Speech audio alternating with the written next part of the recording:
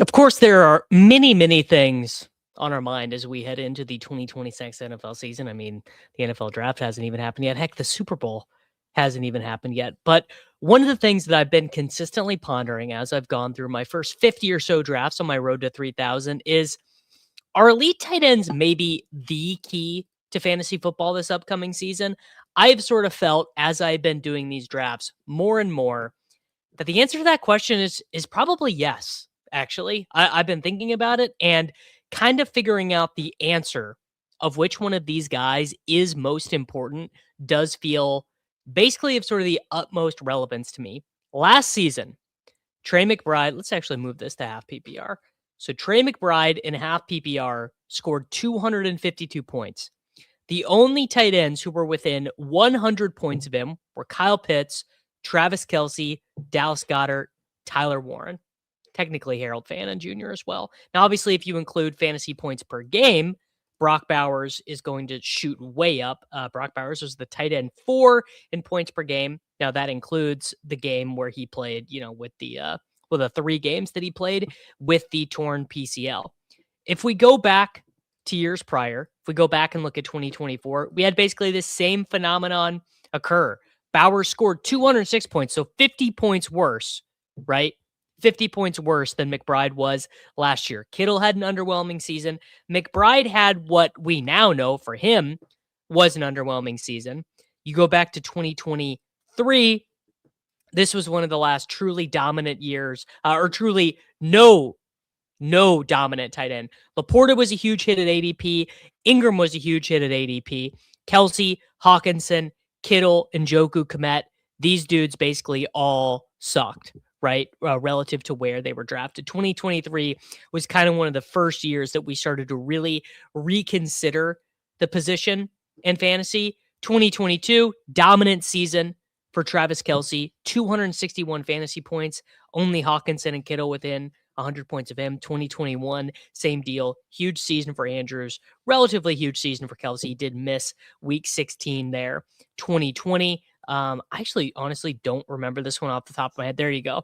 Another huge Kelce season. And the out of nowhere Darren Waller season there in the end. So how does this apply to what we are talking about today? Well, guys, I've been working on my rankings. I just did a big update to my rankings over on patreon.com/DavisMattic. And I'm looking at the first round. So we have after Bijan Robinson, Puka Nacua, Jahmyr Gibbs, Jamar Chase, and Jackson Smith and Jigba. I think you can start to order these guys in kind of any direction, right? So you have Jonathan Taylor, huge pockmarks there. Who's going to be his quarterback?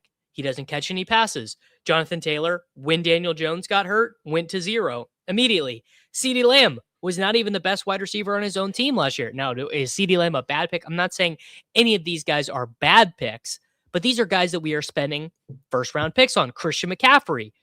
Christian McCaffrey was basically the worst rusher in the NFL last year. In fact, if we look at NFL next-gen stats and we look at rushing yards over expectation and rushing yards under expectation, Christian McCaffrey, if we look at rushing yards, yes, no one was worse than Christian McCaffrey. Negative 166 rushing yards over expectation, or in the case of McCaffrey, under expectation.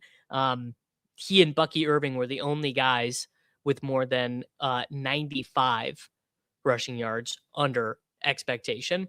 Then you look at Amon-Ra St. Brown. I have nothing wrong to say about Amon-Ra St. Brown. He just is not ever going to finish number 1 overall amongst wide receivers. It's mostly an ADOT problem for Amon-Ra St. Brown.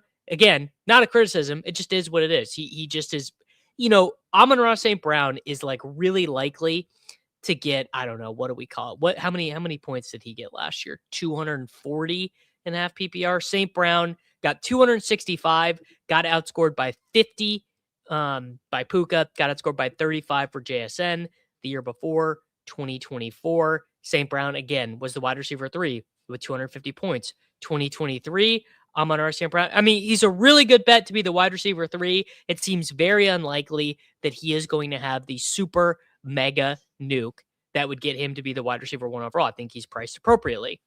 James Cook, a guy who doesn't even play all the snaps for his team, a guy who doesn't play on passing downs, a guy whose quarterback is likely to get, 11, 10, 13, 14 rushing touchdowns. Genty, I mean, look, we did this Genty thing.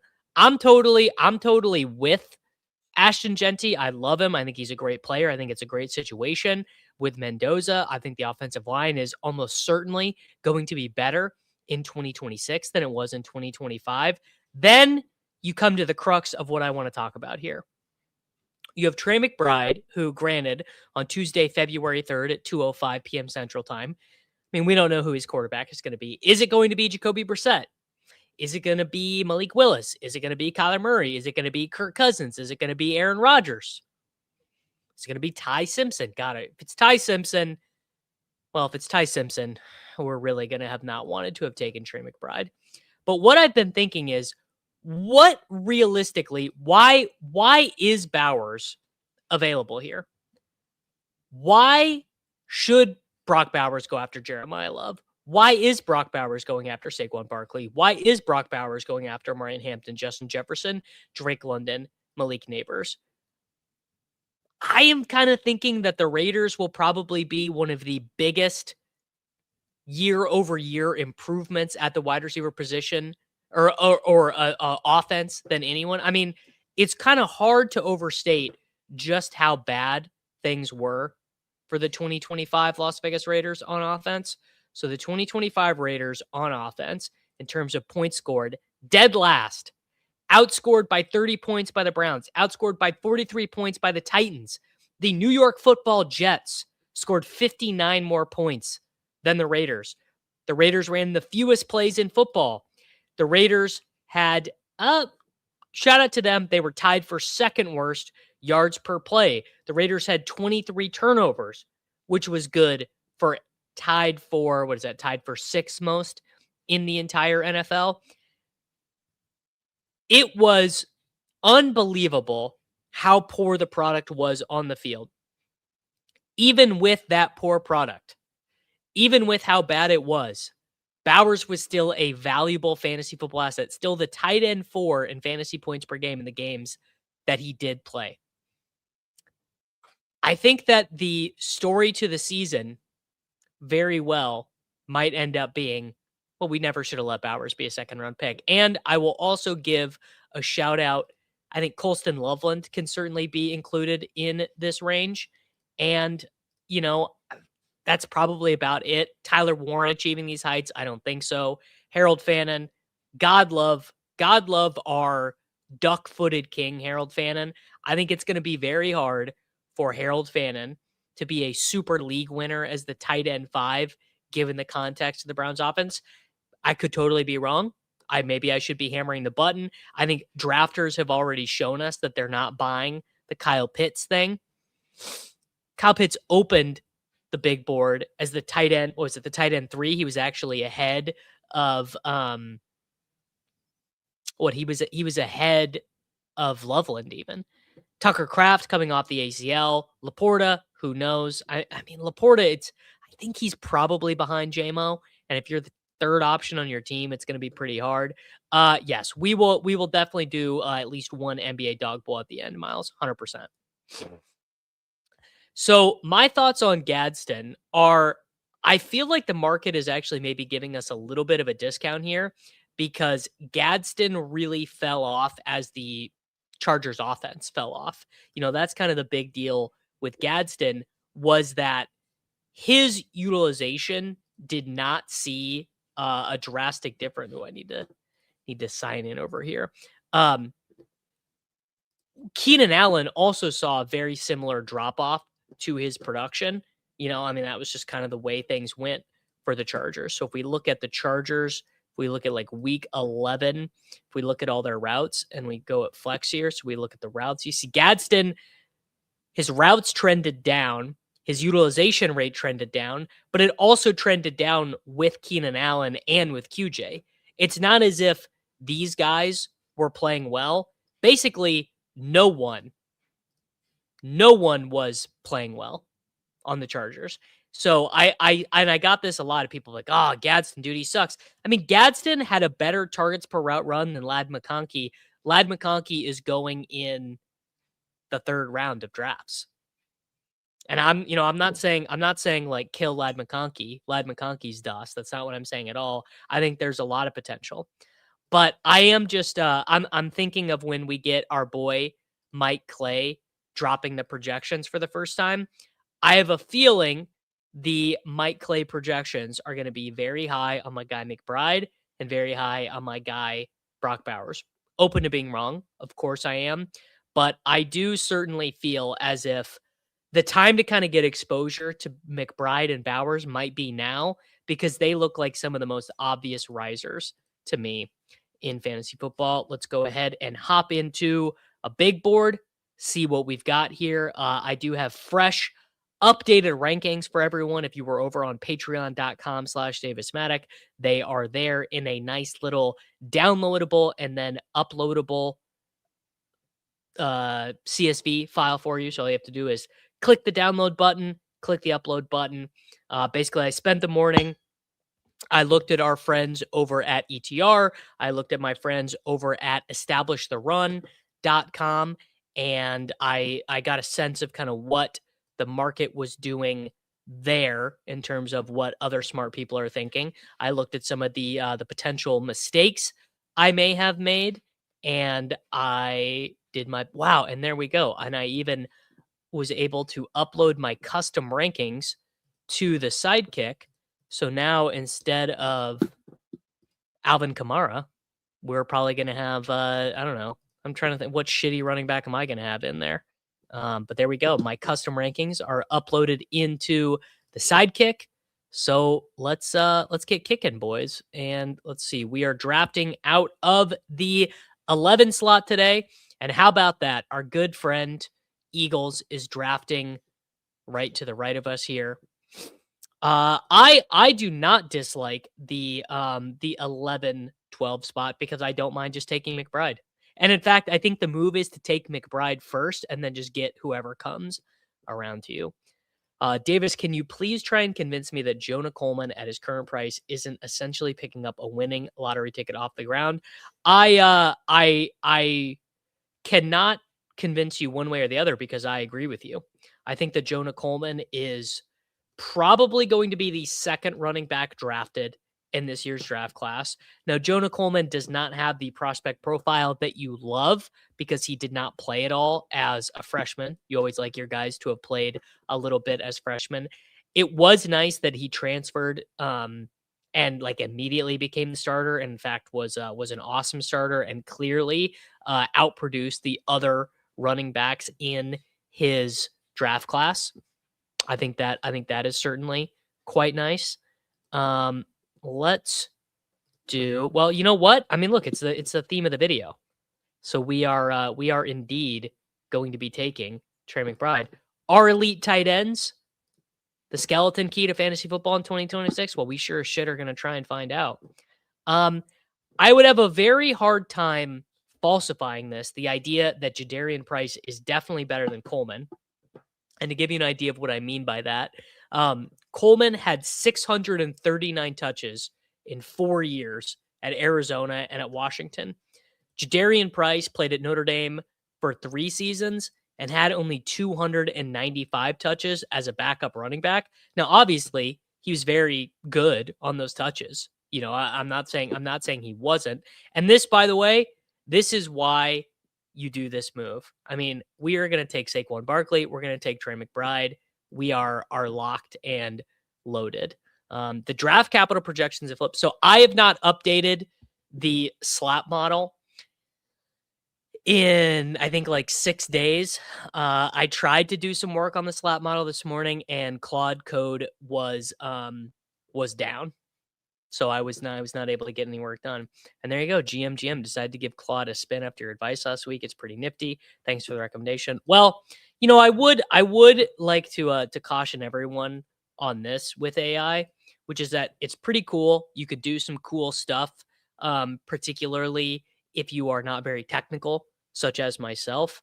I am just not a overly technical person. I'm not very good at math. I would say I'm like 1/10 as smart as sacrilegious or shady advice, but I am able to know what I want to get done on the magic electrical rock that we call the internet and the computer. So it is helpful for that. But I would also very much encourage you, if you like me are using some of these LLMs to try and help your productivity, is certainly do not outsource your thinking to any kind of large language model slash AGI. That's my soapbox for today. I keep getting Amon-Ra St. Brown at 11. They play zone. Possible game stack with McBride at 11. Okay. It was nice to see Josh Allen have Keon's back publicly. That could go a long way next year. Well, I don't know. What is old Mr. Bean gonna do?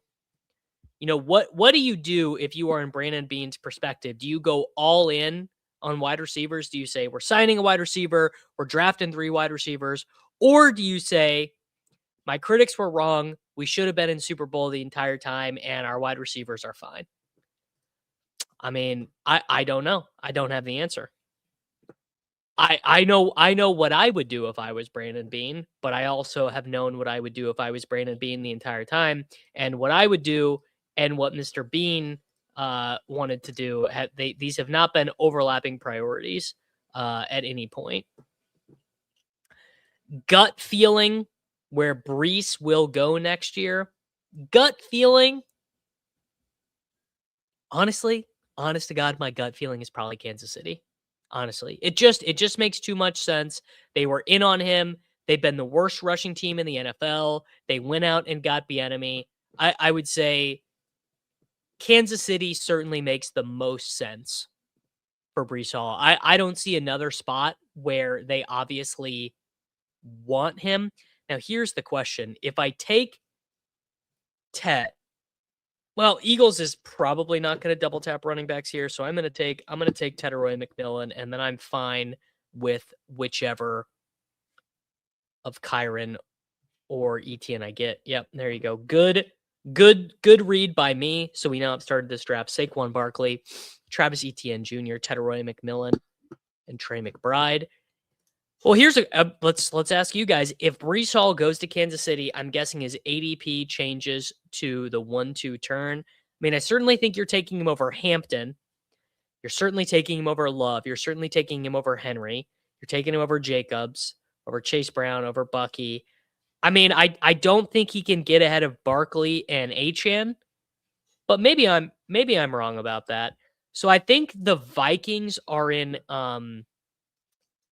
I don't know if the Vikings would want Brees and Aaron Jones and Jordan Mason.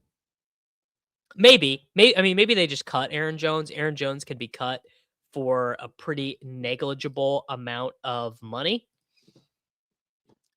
I don't know. Are there next Brees Hall team odds anywhere? Does Kalshi have that, or does Polymarket have that? I'm not seeing any betting markets for that on Brees Hall. Yeah, not seeing any betting odds anywhere. I mean, it's possible it's out there.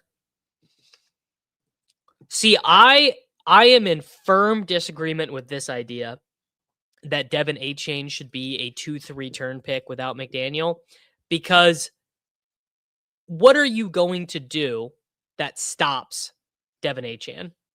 I would say that the easiest thing, okay, let's find this out. Who is the Dolphins OC? Honestly, I don't even know. The Dolphins offensive, oh my God, it's Bobby Slowick. Bobby Slowick is going to give the ball to Devin Achane 27 times a game. Yeah, so this DC fantasy, I love you, brother. You are wrong. Bobby Slowick might not know shit about this offense. Bobby Slowick is going to gosh darn guarantee that Devin Achane gets the ball a bazillion times. I mean, if there's one thing that I know that Bobby Slowick is going to do. So, I mean, don't take it from me. 2023 Houston Texans. 2023 Houston Texans. Devin Singletary got the ball 246 times. He had 1,000 yards and 4 touchdowns. Obviously, Devin Achan's a lot better than that. Keep in mind, Dameon Pierce also siphoned off 158 touches on that team. The year before, the year after, for the 2024 Houston Texans, Joe Mixon generated 1,300 scrimmage yards and 12 touchdowns. And that, again, that's Joe Mixon. I completely agree. 100%. 100%. I think that his usage play design will be worse. I completely agree. Mike McDaniel is very, very good at his job. Yeah, I completely agree. But at a certain point, Achan is a singular talent, and when he's healthy and when he's on the field, I mean, I don't know. Let's go pull up. Okay. I always forget exactly the right way to use these RotoViz tools. This is like a huge, I was going to say, this is about to be huge ADP value. You know what? I've got like none of these yet. Let's do a Rome Caleb stack. I don't think the sidekick is going to want it, but yeah, sidekick wants me to take May. But May went. There you go. Boom. Bang. Caleb Williams, Saquon Barkley, Travis Etienne Jr., Tedoroy McMillan, Rome Odunze, and Trey McBride. I've got none of those in the bank. Okay. The NFL. What is this app called? Is it the Player Stat Explorer? There are so many tools over on RotoViz. I always forget which one it is. Fantasy stats. Fantasy points over expectation. Devin Achan. Yeah, Devin Achan. He's been in the NFL for 3 seasons. He's finished 4th, 7th, and 2nd in fantasy points over expectation. His expected points ranking, the 2 years he actually played, were 7th and 3rd. I just I don't know, man. Some guys are just built different. And to me, Devin Achan is one of those guys who is almost certainly built differently. I mean, hey, volume is king. Woody Marks included. Woody Marks, basically a terrible player, generated 12.5 points per game. And in fact, I mean, I'm sure he was basically one of the absolute worst fantasy points over expectation, but I bet he had a ton of, look at this, -24 fantasy points over expectation. But look at his expected points. If we go, just total expected points PPR. Look at these expected points for Woody Marks. Imagine Devin Achan with 15, 17, 11, 8, 16.4, 13.4, 12.3, 12.4, 19, set oh my God, dude. I just think that I don't know. I think that Devin Achan is safe. That's what I think. Is Lamb's ADP under the impression that Pickens will not be playing? No, I think the expectation is that Pickens will be playing. Nothing will happen to Cowboys wide receiver ADP if Pickens signs. I believe right now the market is under the expectation that George Pickens will be a Cowboy. That's my belief. Doesn't mean I'm right, but that's my belief. And that's how I'm ranking it too. I am treating the Cowboys as if both Pickens and Lamb will be on the team next season. So on this team, we have Caleb Williams and Rome Odunze. We have Barkley and Etienne, Tedoroy McMillan, Rome Odunze, Trey McBride. One of the biggest risers in the rankings that I did this week, actually this morning, was I did move P-Wash, our guy Parker Washington. I moved him kind of all the way back up because I did realize that it just is probably not defendable. Do I want to do Rizzy P here? Yeah, I think I do. I think I do want to do Rizzy P here. It's not defensible to have Travis Hunter below ADP and Parker Washington below ADP. Do I want to take another running back here? Do I want to try and take Mahomes? You know what? Speak of the devil and he will appear. Let's take Jadarian Price. I'm a little bit light on Jadarian Price right there. Someone just said he's really good. There you go. We'll take him 86. I also just realized I maybe didn't upload the right file because the Sidekick is still showing me that my updated rankings are not correct. I keep uploading them and it's not uploading it correct. So maybe I might need Sacrilegious to hold my hand on figuring this out. I tried to do it in multiple different forms. How is Dak so far down the rankings with two receivers so high? I mean, this is basically just the story of Dak Prescott's career. Dak is like always really good for fantasy. CeeDee Lamb is always drafted really high for fantasy, but Dak is just never. He just never is drafted that high. Just never happens. Any statement on Nagy to the Giants? Neighbors down further. I mean, do I think Matt Nagy is particularly good at his job? No. Do I think that Brian Daboll is this like insanely genius offensive coordinator? No, I also don't think that. So you also have to understand that the Chiefs' offensive failure, certainly part of it is Matt Nagy's fault, but it's not all Matt Nagy. The squandering of the offensive talent on the Kansas City Chiefs has a lot more to do with Andy Reid than Chiefs fans and casual observers of the team want to admit. Like, Andy Reid calls the plays. Now, did I want a new offensive coordinator in the building to kind of push Andy and have him thinking outside of the box and challenging him? Yes, of course I did, because I did not want to watch the same version of the Kansas City Chiefs. But how much better would the Chiefs have looked if the offensive line stayed healthy and if they had any run game at all? I mean, the team would have looked a lot better. So I'm not killing Malik Neighbors. I'm not killing Jackson Dart. I certainly don't think it's not good. I would not call this a good hire by the New York Giants. And there also was this very funny tweet by Connor J. Hughes, which I mean, this will tell you exactly where we're at. For Giants fans freaking out about the hire of Matt Nagy, John Harbaugh isn't one to stay on a boat off course. If Matt Nagy doesn't work, he'll go to someone else, which is basically Connor Hughes saying, well, yeah, dude, everyone knows Matt Nagy sucks. They'll probably just fire him. So I don't think that's what you want to hear from your offensive coordinator hire. Yeah, I would say he's probably closer to just like a very average offensive coordinator. That would sort of be my belief. Now, is there any is okay.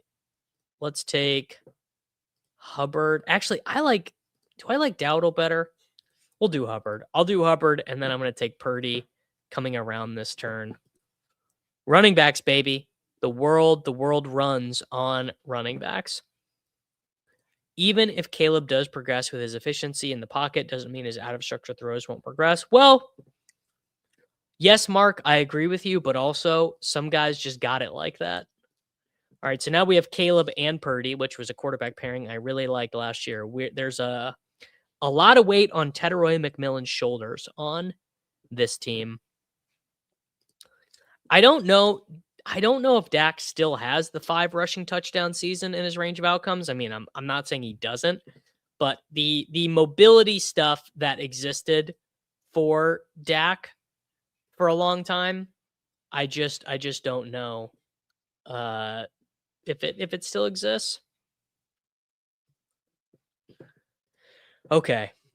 Well, we are definitely in a range where we are going to start to need lots of sleeper wide receivers.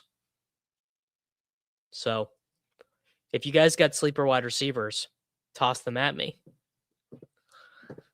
Yes, certainly again, RE Matt Nagy. The Big Red has lost a little bit of his fastball. I mean, he also remains like basically one of the he remains one of the worst quarterbacks, one of the worst game management guys in the entire NFL. So there's this guy named Xavier Worthy.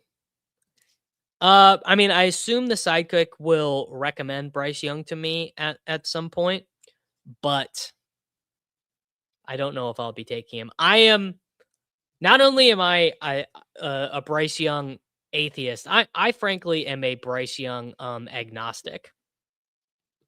I just have a very hard time with Bryce Young. He just doesn't seem very good to me.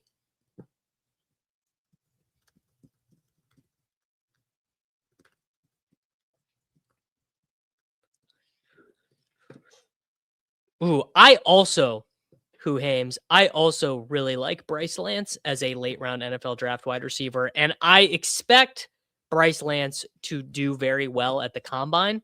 If you guys are not hip to Bryce Lance, he is exactly what he sounds like. He is the little brother of the aforementioned Trey Lance. He also just posted some gaudy statistics at the University of, or sorry, North Dakota State University. Just like insane yards per reception, 21 yards per catch, scored 17 touchdowns in 2024. Just a very, very, very, very good, very, very good FCS wide receiver prospect. And I always kind of like FCS wide receiver prospects. Hey, I like Ted Hurst too. I like Ted Hurst. Debo feels like a little bit of a gift here. You know what? IK being the sidekick, though. This is a team that needs some Tyreek magic, actually.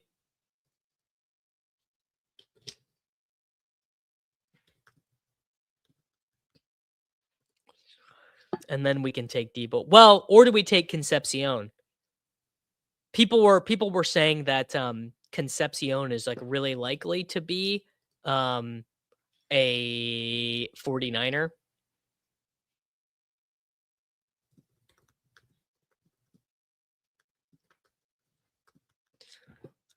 All right, yeah, we're gonna do it. We're gonna do old Casey Concepcion. Plus, just what a cool name Concepcion is. What time is your Super Bowl little board stream going live?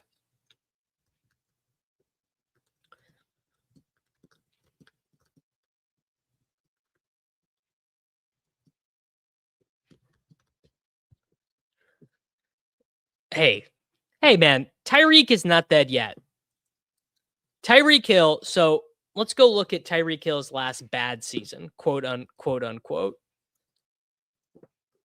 So Tyreek, we all acknowledge, was pretty bad in 2024 relative to his baseline. He still had 900 yards and 6 touchdowns. 900 yards and 6 touchdowns at this price is money in the bank. Ooh, Sack is real time. Sack is going to real time troubleshoot the sidekick for me, I think.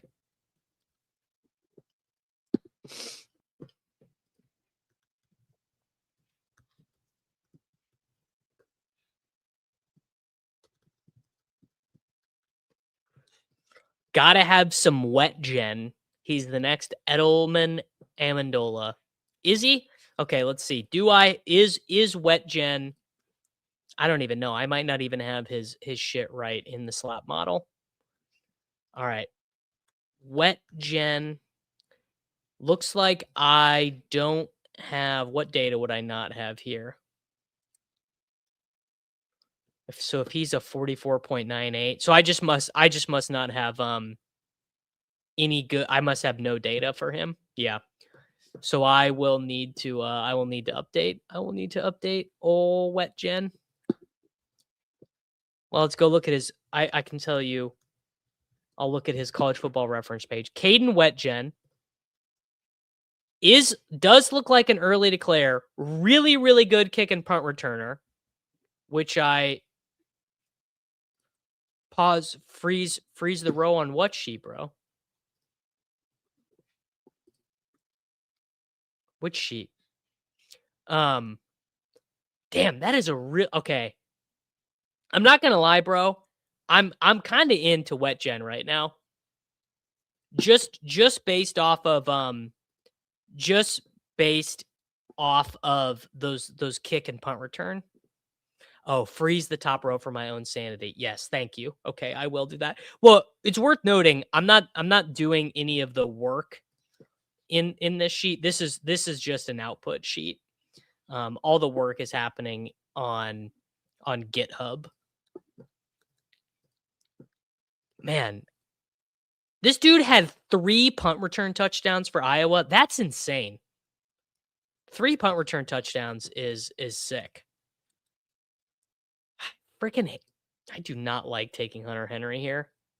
Hunter Henry is like the least exciting guy in fantasy football to me.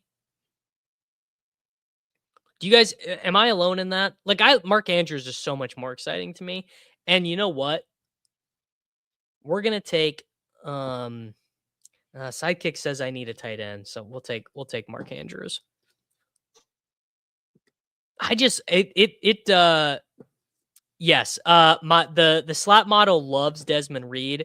Worth noting that it does not yet know that Desmond Reed weighs 175 pounds. Aaron Jones, Tajay Spears, we'll do Tajay Spears. When Desmond Reed's accurate relative athletic score gets put into the slot model, it is not going to like him near as much. The reason why it likes Desmond Reed right now is that Desmond Reed put up 52 receptions for 579 yards his first season at Pitt. Yes. Yeah. He any running back who accomplishes receiving production young is going to look really good. And frankly, he might look even better when I put in his Western Carolina statistics. Because he had 21 receptions for 212 yards and a touchdown as an 18-year-old.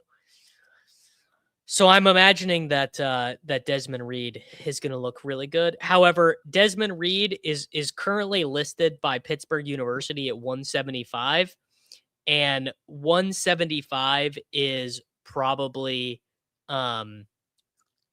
generous to Desmond Reed.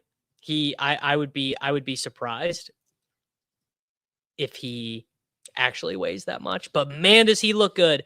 Honestly, Desmond Reed is, I would love him as a Kansas City Chief. He is he's the spiritual successor to some of my favorite players. I would say HN was more like 185, but same. HN was used as a workhorse. I mean, Desmond Reed, you know, he played for that air raid team. I mean, I guess 184 carries is not nothing. But HN light maybe is a good comp. Good comp. I wonder what the Rotoviz stuff has on Desmond Reed. They probably don't know he weighs 175 pounds, but I can put it in. We'll go. Do they have his 2025 data in? Yes, they do. They've even got his Western Carolina data in. We'll do Sims, but I'm going to put him at 175 pounds, and it's going to be really bad. All right, let's do... you know what? Sure, Troy Franklin. I don't really like Troy Franklin. I've got him ranked way after ADP, but Sidekick says Troy Franklin. We'll do Troy Franklin. Yeah, not the combos you want. Lance Dunbar. Trey Tucker, I don't. You know what? Let's just get quarterback out of the way here because I always want a third. We'll do. You know what? We'll do a Ty Simpson team. Whatever. We took 2 early quarterbacks. We'll toss Ty Simpson in there. If I give Desmond Reed top 100 draft capital and a 4.35 40, what does that get us? It's true. He does need to start out as a Raven. That would be a good bit. Well, okay, let me remove the 40. Maybe the 40 is messing it up and making it too narrow. Give me one good comp here. Yeah, we're just, we're not loving it. Hey, there you go. We got a Kyron comp in there. We got a Shipley comp in there. We got none of these are very good. I am basically drafting as if Juwan Jennings is done in San Francisco. I mean, he was getting in shouting and shoving matches with Kyle Shanahan on the sideline, and he held out to get paid more money. And frankly, don't you guys think that they would have just let him go if what's his name, if Brandon Ayuk was in the building? If Brandon Ayuk was in the building, I don't even think they give Jennings the little contract extension he got. That's sort of my fault. Looks like Caden Wheatgen's name is pronounced Wheatgen. I mean, that's just not as fun though, is it? Right? Wetgen is a much more fun name. Let's do a little bit of night driving. Some gentle night driving in the background. All right. Positionally, we have 3 quarterbacks. We have Caleb Williams, Brock Purdy, and Ty Simpson. We have Saquon Barkley, Travis Etienne Jr., Jadarian Price, Chuba Hubbard, and Tajay Spears. Tetaroy McMillan, Roma Dunze, Ricky Pearsall, Tyreek Hill, Casey Concepcion, Troy Franklin, Trey McBride, and Mark Andrews. So we'll probably earmark tight end as our final pick. Pretty much all doing 3-7-7-3s. I don't know how you guys feel about roster construction, but particularly these early, and we are taking guys like Ty Simpson might be like the Shadur from last year, where he just sucks.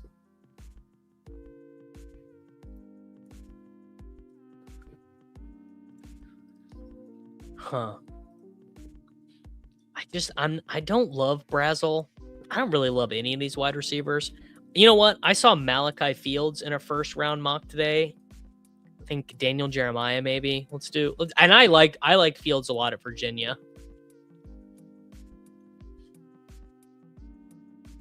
So we got Fields. Let's do you know what? We took our rookie running back in Jadarian Price. Let's take my guy Keaton Missile. Imagine if Keaton Missile is a Kansas City Chief. Bang. Bada bing, bada boom.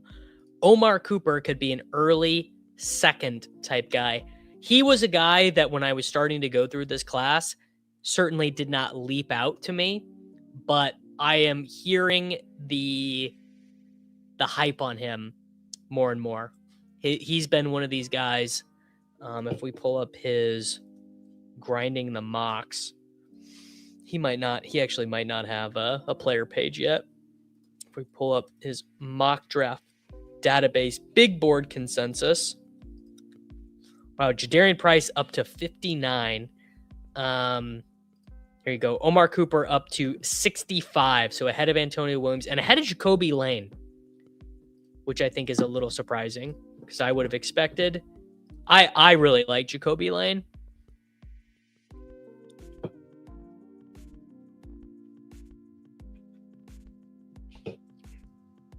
I like Cooper more than Surratt. I will say I have not gotten too deep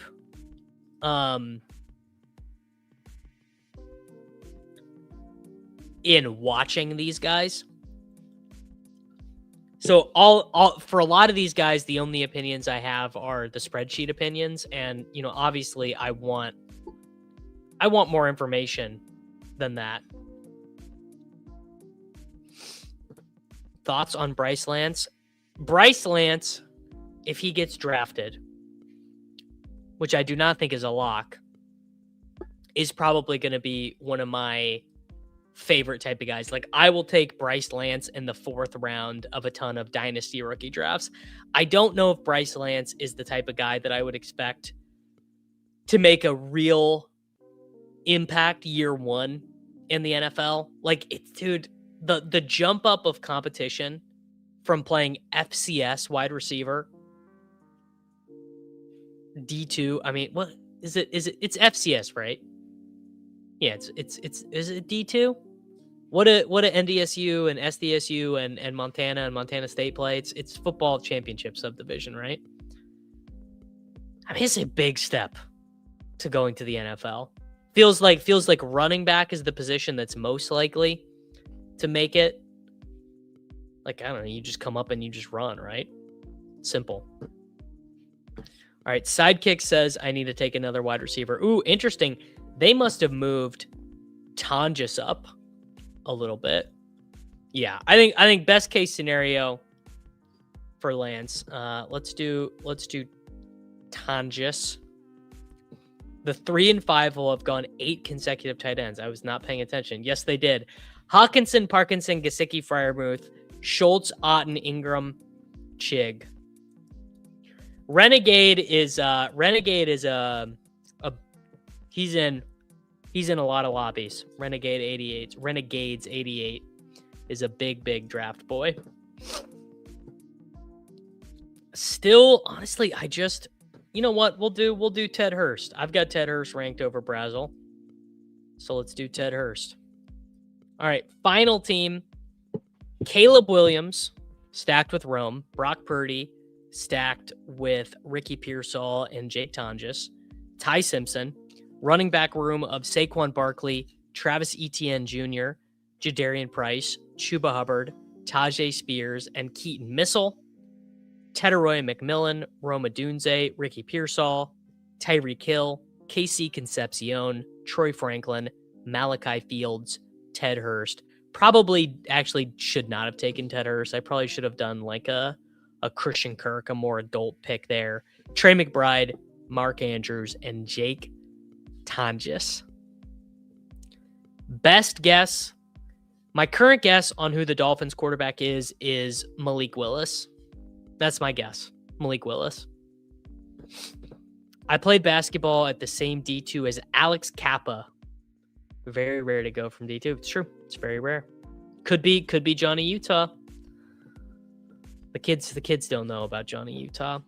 Yeah, I mean, this wide receiver room is fine. It probably just didn't need 3 rookie wide receiver darts.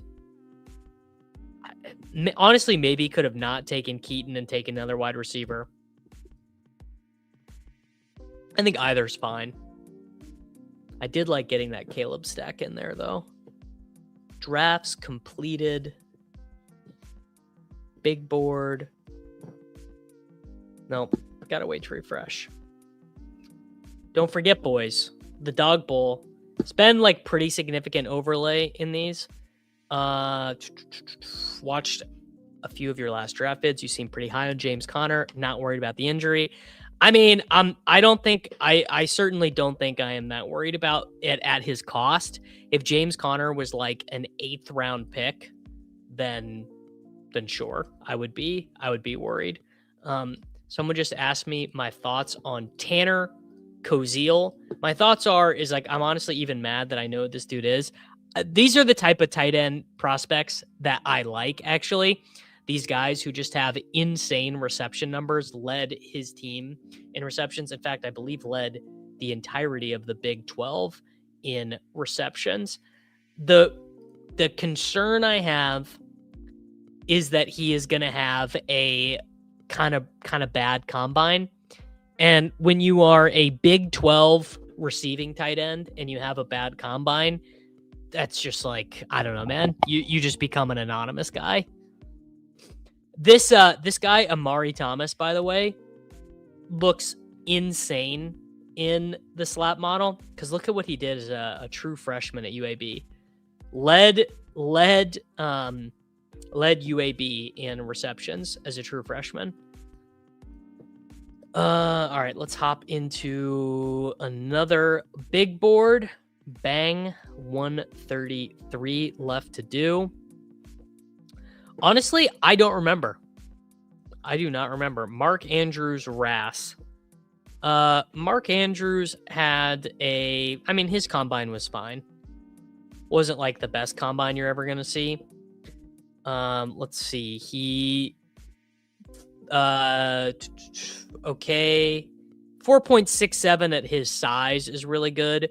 1.54 10-yard split is, insanely good for his size. And a 107 speed score is quite good. You know, it's basically like, not like, didn't make him like the best tight end prospect in the world. Mark Andrews was just like insanely productive though. It's so funny. Like, we all think Mark Andrews sucks, but man, was Mark Andrews good at college. I mean, he led a college team in receptions that had Hollywood Brown, CeeDee Lamb, Jeff Bidet, who you guys are not going to remember, but Jeff Bidet was like crazy fast guy, was really good in the AAF. Played with Calcaterra, who was like a 5-star tight end recruit. Trey Sermon, obviously, super, super high value prospect. I mean, this was a really freaking good Oklahoma team. Yeah, Andrews sucking is a recent thing, but Andrews doesn't even suck. Andrews is good. He's fine.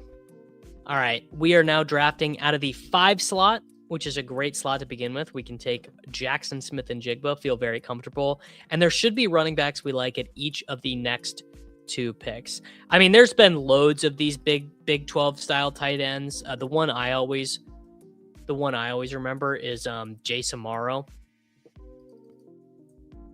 What does he not have a CFB reference page anymore? Jay Samaro with the 106 reception, 1,307 touchdowns season. Best Malik Willis comp going into 5th year. I mean, I just don't even really think there is one. There's just nothing really. I mean, maybe I can't. Can you guys think of a Malik Willis comp? I can't really think of a good one. Yeah, I got nothing. Yeah, fake Texas Tech numbers.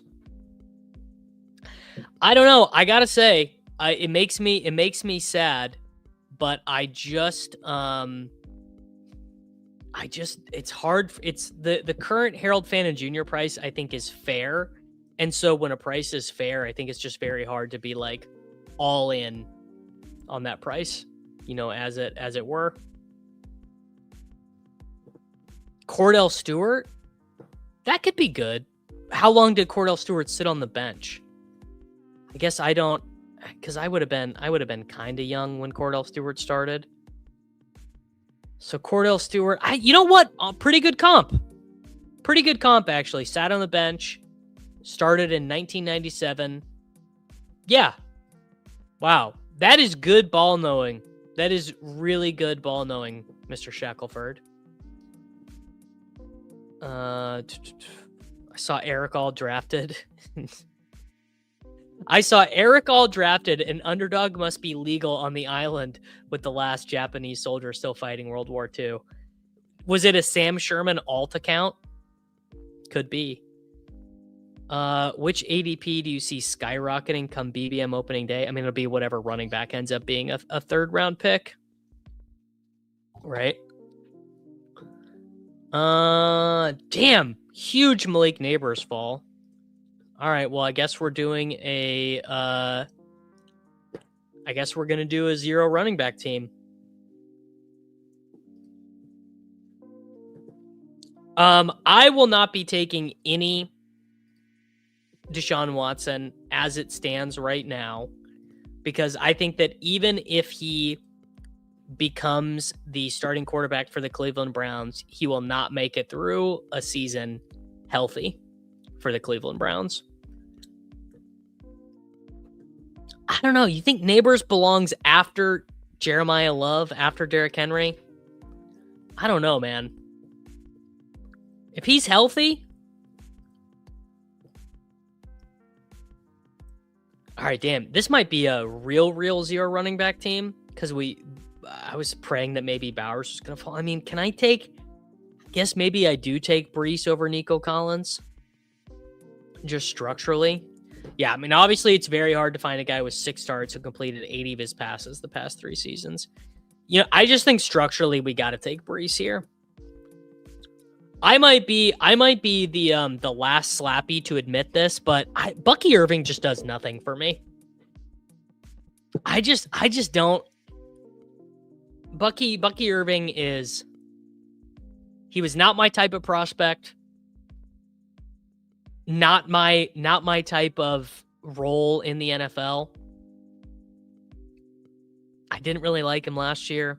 Now, I also didn't like Bucky as a rookie, so you can, weigh my opinion however you'd like, because I was very wrong about him as a rookie. Well, and Sean Tucker, I believe, is also a restricted free agent, so it could be Bucky, basically in the backfield to himself. I would say Breece to the Chiefs is a real thing, in as much as if he does not want to come back to the team, then yeah. How close in dynasty value are Amarian Hampton and Jeremiah Love? I mean, I would probably have Love ahead, but not by much. Guys like Jeremiah Love and Amarian Hampton are kind of overrated in Dynasty, because I don't consider either one of them like special difference-making talents. And so much of their production is going to rely on their teammates. Whereas like guys like Genty, guys like Bijan, guys like CMC, guys like Zeke, these guys can create the value themselves.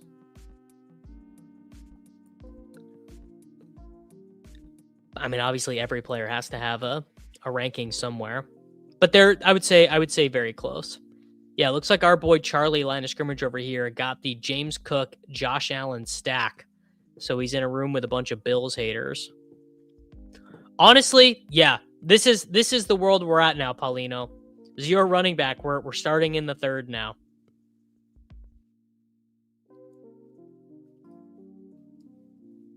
All right, what do we do? Do we take Scattaboo? I guess you have the Giants thing if we take Scat.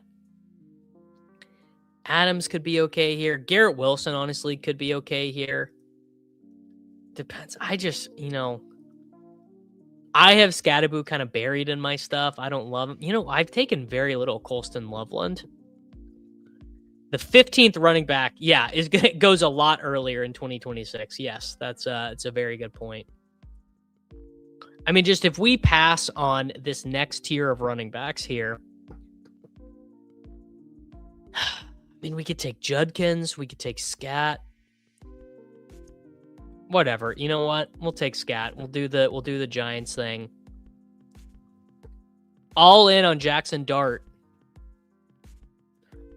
Any updates on when DraftKings gonna have pre-draft best ball? My guess is that it will happen basically immediately after the Super Bowl. That's just my guess. I do not know. I have not been given any inside information. Other than that, it will be happening. I don't think I've taken Josh Allen one time. Doesn't mean I'm right, but it's just very hard. Like, I don't know, man. How are you taking Josh Allen over Olave or Kyron or AJ Brown? See, I think the Loveland price feels okay. I don't hate it or love it. I think the Loveland price feels feels fine. Maybe it's like a little bit on the rich side, the Loveland price. Like just ever so slightly though. Loveland was so good in that playoff game, man. God, he was just killing the Packers. Hard to put that genie back in the bottle, I think. Wow. All right, there we go. And so folks, this is how it's done. This is how you do the wide receiver start. You do Brees, you do Scattaboo, and you do Judkins. Simple. Yeah, I mean, I also, Charlie, would not have passed on Josh Allen at the 3-4 turn. Like, taking Josh Allen over Ladd McConkey, that feels fine. Taking Josh Allen over A.J. Brown, I mean, that feels a little different to me. Man, Mekhi Lemon. I would say Mekhi Lemon, if you guys have not started to watch any of these prospects yet, I mean, he's just a lot of fun to watch. GM to my dude. Beefcake, how we doing, brother? Hope you're doing good. Let's see, what do we got? Mekhi Lemon. 38% final season dominator rating, 18% the year before. We give him draft pick 10.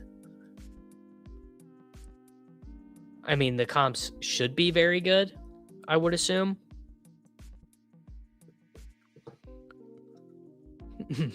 First stream I'm watching, and the sidekick is suggesting Drake.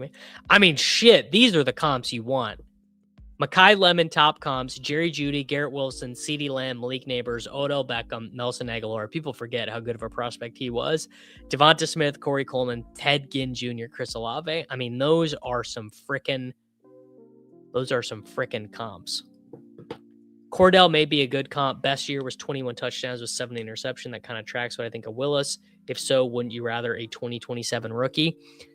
Yeah, I mean, I will say, again, I am probably not the narrator you want to come to on a guy like Willis, because I am going to be predisposed to guys like Malik Willis. I love quarterbacks who run.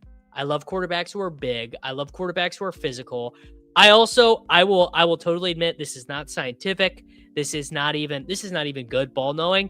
I just love that Malik Willis came in when Jordan Love got banged up twice and was just like, fuck it, I'm ready to go.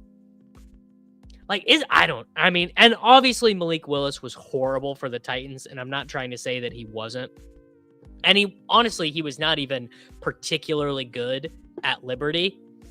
But man, the 2 games where he came in after Jordan Love got hurt and was just like, I'm ready to ball, dude. The first Chicago loss was awesome. I know it's a loss, awesome, whatever. Do I want to take Mike Evans? Or do I want to take the Plannin? You know what? Let's take the Plannin. I have like absolutely none of this, dude. What's wrong with Bucky? I mean, nothing's wrong with him. He's expensive right now. Yes. Yeah. I mean, Malik Willis has been in the NFL since 2022, and he has thrown over 20 passes twice. One of them was for Tennessee, and he was awful. 0.39 adjusted yards per attempt. Took 4 sacks. He absolutely sucked in that game. Silva says take Mike Evans. Okay. I would say this is one of the opinions that I have learned actually recently, which is that a lot of these quarterbacks have sucked and then sat in the NFL and learned a ton and gotten way better.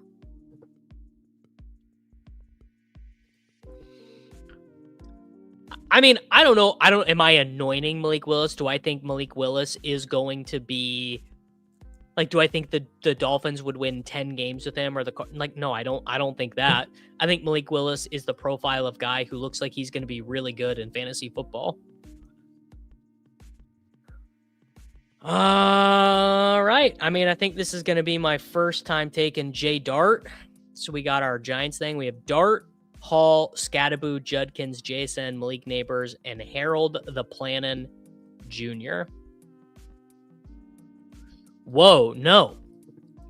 Vooch to the Celtics? No way. For Simons? Yep, Simons. You know, that one actually makes a lot of sense for the Celtics. They were playing Neemish Keita and Luke Garza and like they basically didn't have a center. How much weight do you put on scheme changes around the NFL when projecting a player or team's offensive outlook? I mean, I'm trying to put a lot of weight on it. I think that if you are able to skate where the puck is going in terms of what the meta in the NFL is going to be, like if you were ahead of the running back stuff in 2024, you were printing money, you know? That's kind of how I think. No, getting Vooch is them saying we just want to have a real center and we don't want to pay Anthony Simons. I think he's $38 million or something. Can someone explain why Scattaboo goes at 42? Honestly, I mean, he did average 15.5 PPR fantasy points per game last year, which is a lot of points. I assume that the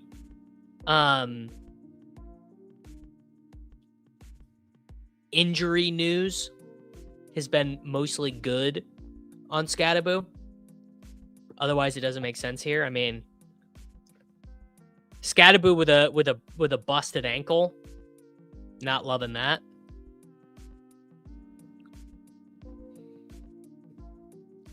It sounds like it's a really light chance that Giannis gets traded this year, but never say never. Yeah, the Nagy signing. I mean, the Nagy signing just cannot make you feel that good about the Giants. Is just the long and short of it. Wow, sidekick telling me to take Michael Pittman Jr. instead of Xavier Worthy. I mean, the sidekick wants me to make money, but I want to listen to my heart. Listen to your heart. Wide receiver 3, Xavier Worthy. You love to see it. I might not be totally poor on Xavier Worthy, even if he sucks this year. What does it mean that I prefer Javonte and Ramondre over the second-year running backs in rounds 4 to 5? Yeah, sadly, you do need to turn your slappy card back in. I can have someone get in contact with you, Mr. Brad. Someone from the SEAL committee will be in touch, and we'll make sure we'll make sure it's done in a way that is dignified. But yeah, we can't have you taking Javonte at pick 51 and then claiming that you're one of us, brother. All right, I heard earlier today that Scattaboo was out golfing. Quote, no idea how reliable that info is. I mean, Brandon Ayuk was also out golfing in the preseason in this most recent year, never ended up playing. But it's not nothing. Ideal spot for Javonte has to be back in Dallas. Yeah. I mean, who else? Where else could he go? God, Khalil Shakir, man. No, we're going, dude, we're going Wandale. Either Wandale re-signs and we have a mega stack, or we just have a good wide receiver. No more Shakir. I don't know, McCon. Are you a real slapper? Let's see. McBride, Genty, very slap. T, Ladd, Tyson, and Tate. Yeah, you're a real slap, bro. 2 rookie wide receivers and McBride, Genty. I mean, McBride, Genty is about as slappy as it gets.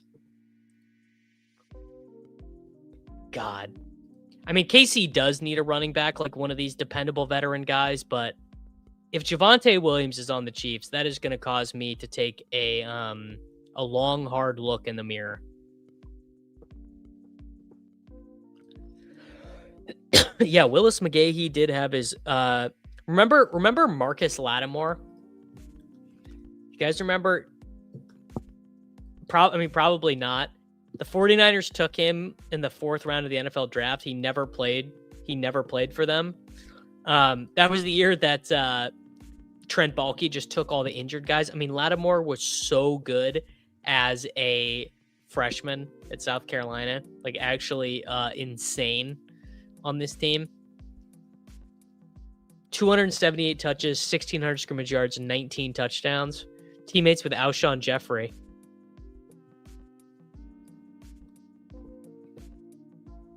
South Carolina. Yeah, the Lattimore injury was disgusting. And they also, that same draft, the 2013 NFL draft, Baalke took another injured defensive player. I'm trying to remember. Not Eric Reed.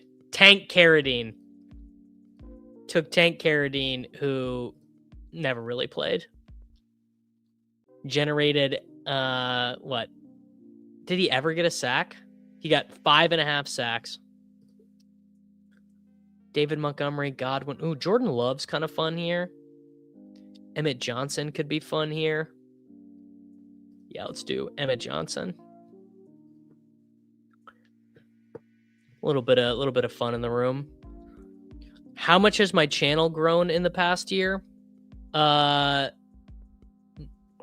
decent amount. I think about 4,000 subscribers maybe over the last year. I think I can look, actually. I just got to 11,000 subscribers yesterday. Let's see. I can go to analytics, audience, subscribers. In the last 365 days, I have added 4,300 subscribers. Not bad. Not bad. Thanks, Hunter. Very cool. First off, I do like Eli Stowers, and I think you're right. I did not even try and do tight end modeling when I built the slap model because it's basically impossible. The sample sizes are just not big enough. So you just end up like not finding anything that is statistically significant over the long run. I think tight ends, you kind of just let draft capital and like honestly, do they profile as a receiving tight end or not? You know what? Sidekick, you're right. Let's do Jordan Love. Plenty of ways. You know, we can take Matthew Golden, I think. Thank you, Kevo. I like, honestly, Dowdle is a Chief. Sign me up. I think Rico Dowdle would fit the Kansas City Chiefs backfield very well. I completely agree.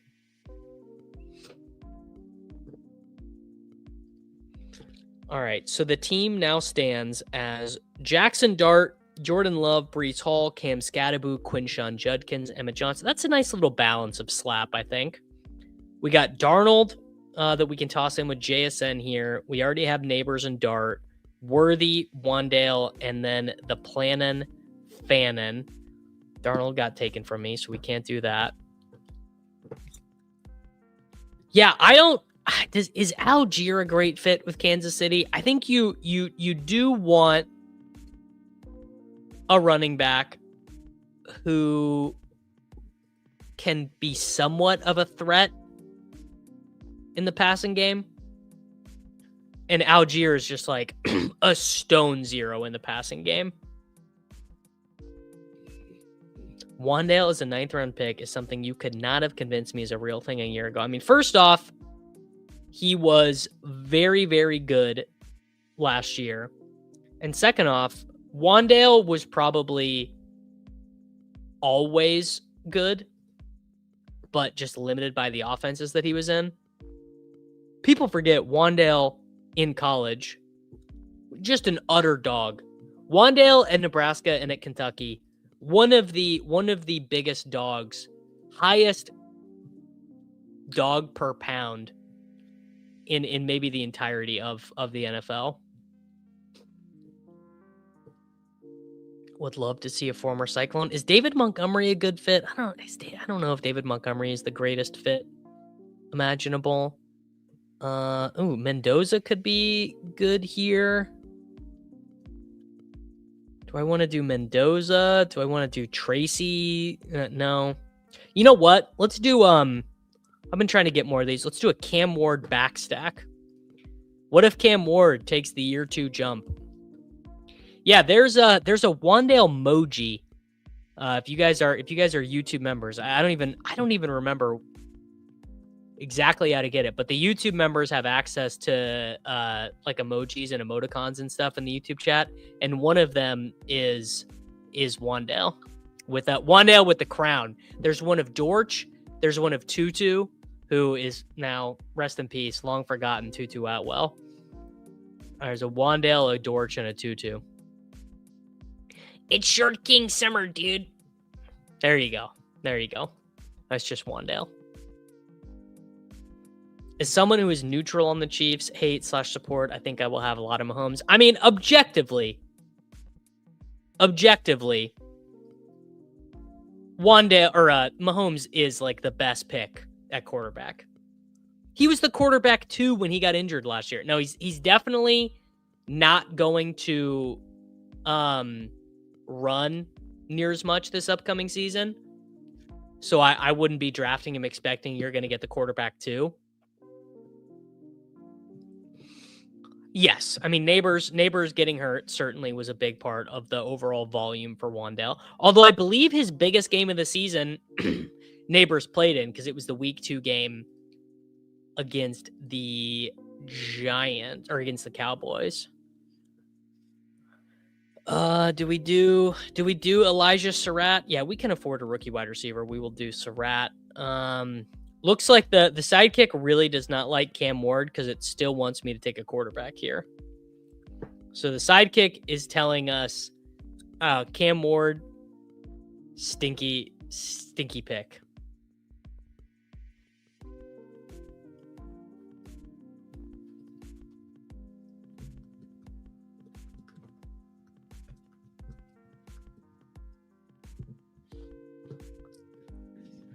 All right.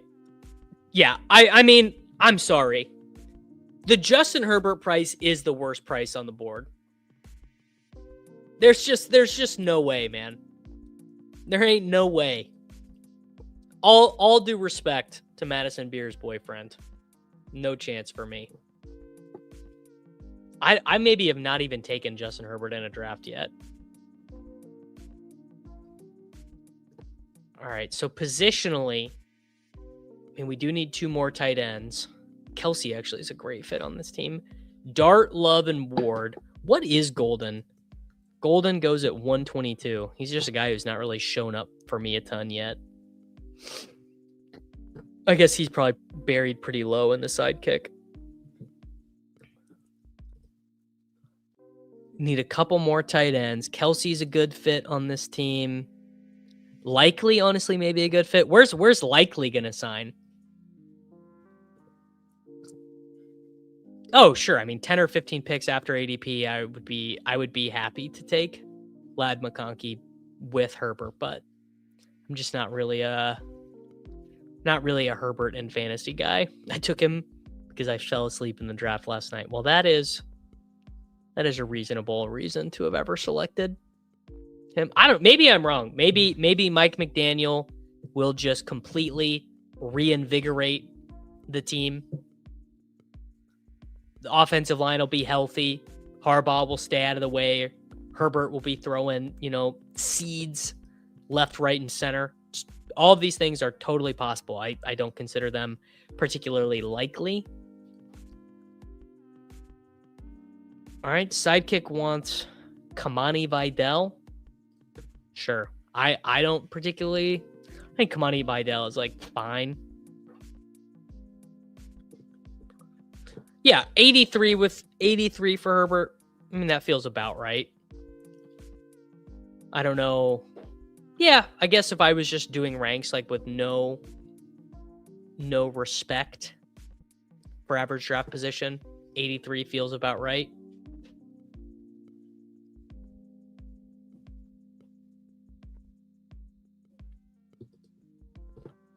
No, because I think if you are drafting Rashee as if there is suspension risk, he is undraftable because he is already in like the bad behavior program. I mean, he committed a felony.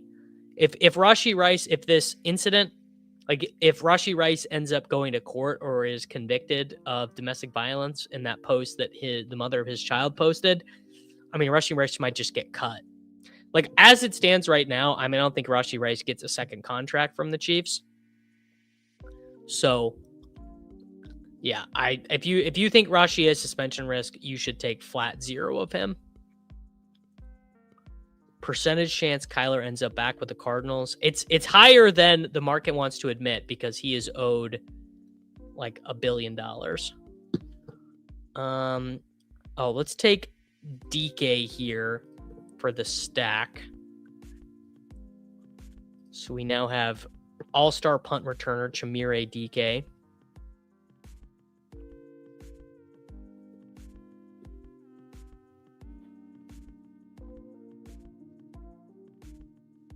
I mean, Herbert at 95, that's a jam. Cardinals and Dolphins should swap Tua for Kyler. Yeah. Is Tua gonna? Here's a good one. Will Tua Tagovailoa start week 1 for any NFL team in 2026? I would guess probably no. How the mighty fall. Yeah, I would say Rashee Rice is either like the wide receiver 3 in fantasy football or is literally in prison. Like honestly, that is relatively close to my beliefs. Because I don't see any way, if this domestic violence thing with the mother of his child is serious, he is not playing football. He already has, Rashee has to spend 30 days in prison before the start of the upcoming NFL season. He actually has to go to prison because he is a convicted felon. So if you are not wanting to draft Rashee Rice, trust me, I get it. I think that there is a decent amount of downside risk in drafting Rashee Rice, period. All right. Tank Dell is a pretty good pick here. The thing is I need extra running back bullets on this team. This is a good Adam Randall team. This is probably honestly a good Joe Mixon team.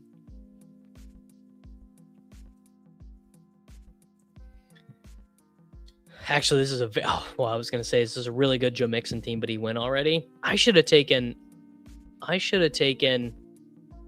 Mixon instead of Idell. I wonder where my friends at Legendary Upside have the aforementioned Joe Mixon ranked. Dang. All right. I kind of left myself out to dry here at tight end. We're going to take Gunnar Helm with this next pick to add on to the Cameron Ward stack. Sidekick is not going to like that decision because it wants me to take TJ Hawkinson. The Texans offense is super, super, super low. Could be an Eli Stowers team. All right, let's pull up the box score scout for our dude, Eli Stowers. People might not be hip to Mr. Is it Stowers or Stowers?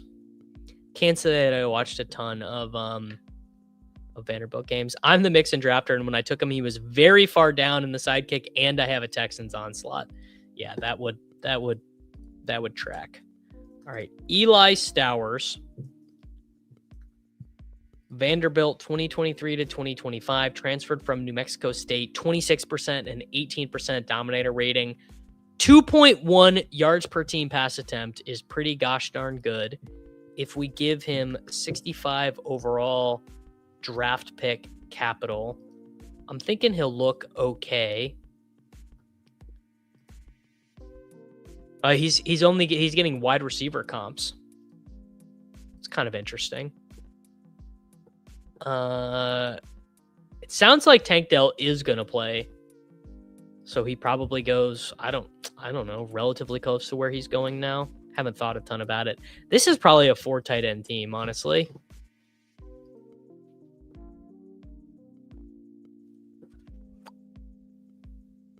Except I need another running back. Yeah, I want to take Adam Randall. It's always a good day to take another Adam Randall team. That's what the kids are saying.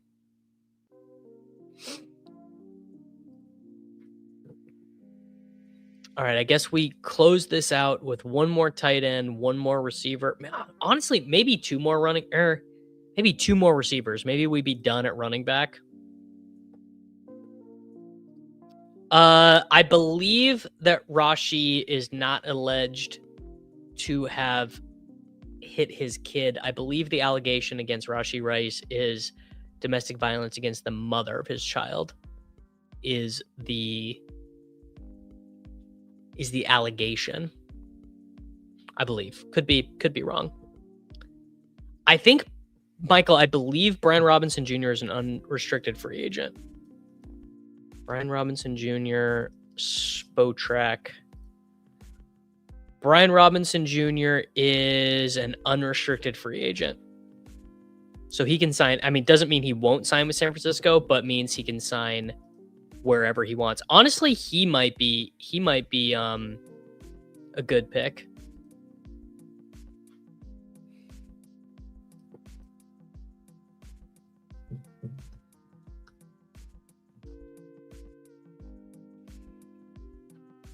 Could be. This is definitely a potential Michael Mayer situation. I mean, the Kubiak hire is so giga mega for Mendoza, for Genti, for Bowers. Is that one official? Because I thought that one was still kind of up in the air. Or it's official.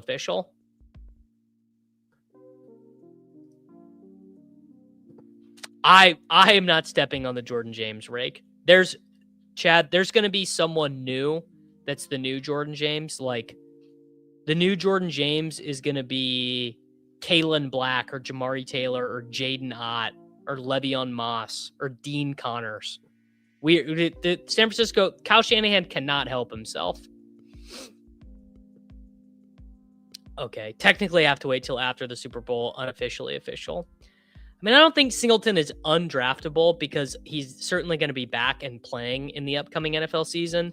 The thing that you don't love about Singleton is that for him to have ended up being a 3rd round draft pick or something, he would have needed to have participated at the combine because he was expected to be a freak, and he's not going to be able to participate at the combine now because he has a broken foot.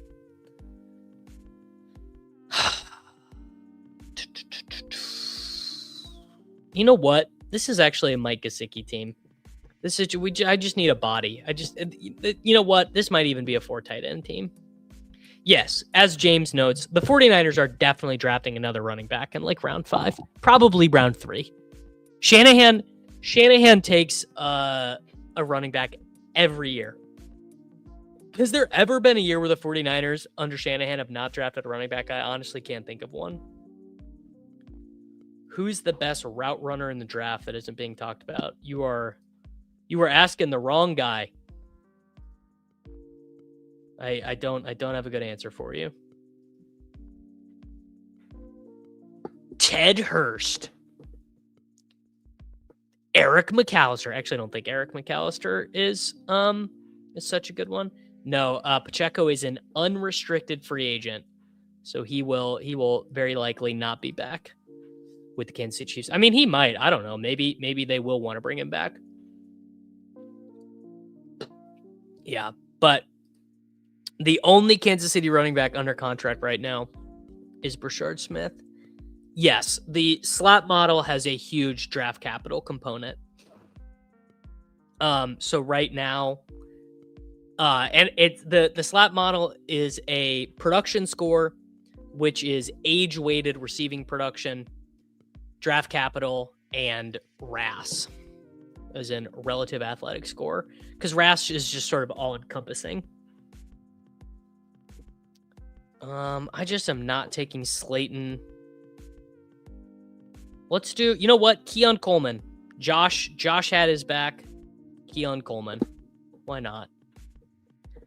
Are we confident Jacoby Brissett will be the Cardinals quarterback? No. No, we are not. I mean, he is very likely to be on the roster, but I don't think so. Am I woke to Eric All? I am not woke. I'm not woke on Eric All. No, I'm not.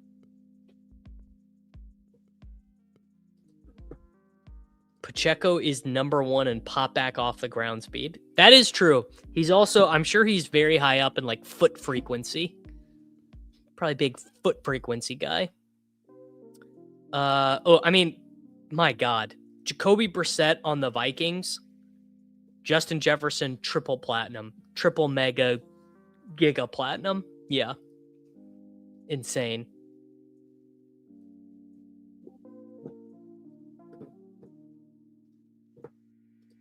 All right, what's our final pick going to be here? If we have 3 quarterbacks, 6 running backs, 7 wide receivers, and 3 tight ends, Dart, Love, Ward, Brees Hall, Cam Scatterbo, Quinshon Judkins, Emmett Johnson, Kamani Bydell, Adam Randall, Jackson Smith and Jigba, Malik Neighbors, Xavier Worthy, Wan'Dale Robinson, Elijah Surratt, Chimere Dike, Keon Coleman, Gunnar Helm. God, those tight ends suck. Those are some bad tight ends.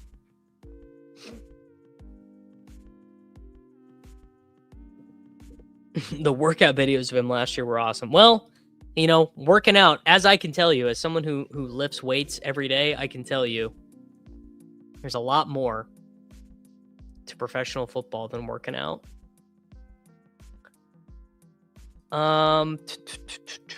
Let's go. Final pick. You know what? Let's go Dontavian Wicks. We took Jordan Love. Maybe he returns to Green Bay on a sweetheart deal. Round 20. All right, how many likes do we have on this video? Let's see here. Right now on youtube.com, this video has 37 likes. There are 201 of you watching. If we get to 100 likes, I'll do one more draft. But 37 likes is not going to cut it.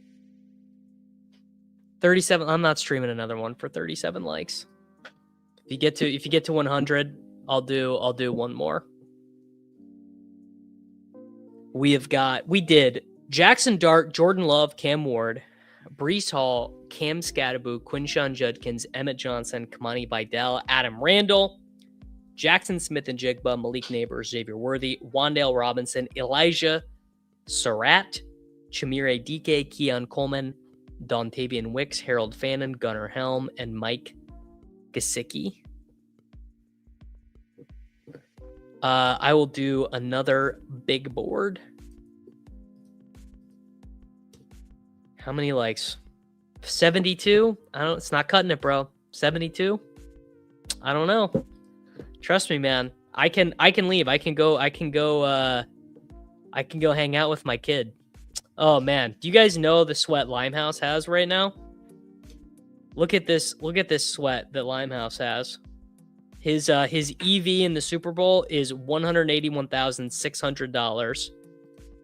He has Sam Darnold, Drake May, Ramondre, Walker, Demario Douglas, Kayshon Boutte, Hunter Henry, and Jackson Smith and Jigba live in the Super Bowl. There we go. All right, we have some people tossing some likes. All right, 84. You know what? We'll call it good. You know what? Actually, let's do an NBA. No, I'll do that at the end. I'll do the NBA dog bowl at the end. We'll do one more. We'll do one more big board. He has 2 showdown lineups. I mean, the issue with Stowers is Stowers could end up being a good pick, Hunter. He really could. He could end up being a good pick and not be a great fantasy pick. Like a good NFL pick, but not a great fantasy pick. You know what I'm saying? King of the Court pick tonight. Let me look. King of the Court tonight. Give me Lauri Markkanen.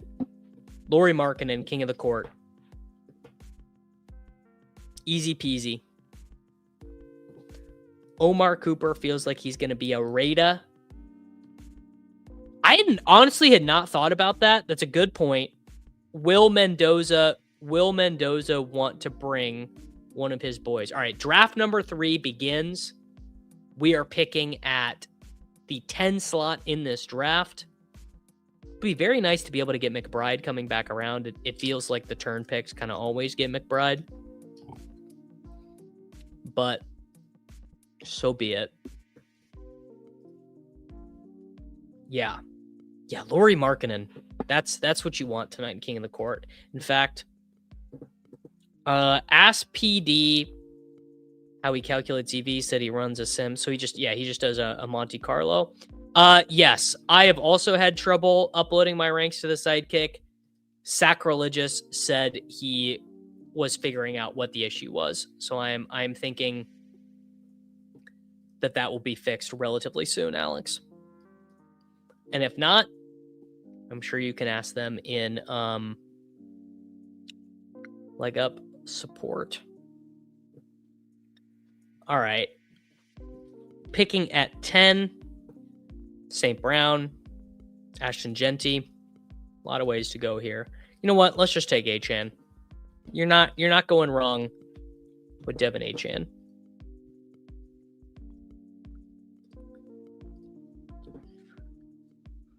All right, rankings are uploaded to underdog.com.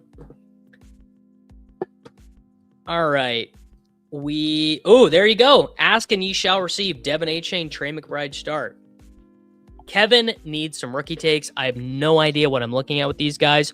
Well, I did a rookie video on the 12 most important rookies in fantasy football. I did it on my channel last week, so you can go and check that out. I also have rankings up on patreon.com/DavisMattic. And also, if you just watch these videos, we're talking about all these rookies. Really good question from T-Bear here. Has a tight end truly smashed on a team that wasn't a total train wreck for a significant portion of the season? I mean, Travis Kelce, Rob Gronkowski, Jimmy Graham, Darren Waller, Sam Laporta, George Kittle. Or are you saying, has a tight end smashed on a team that was a train wreck?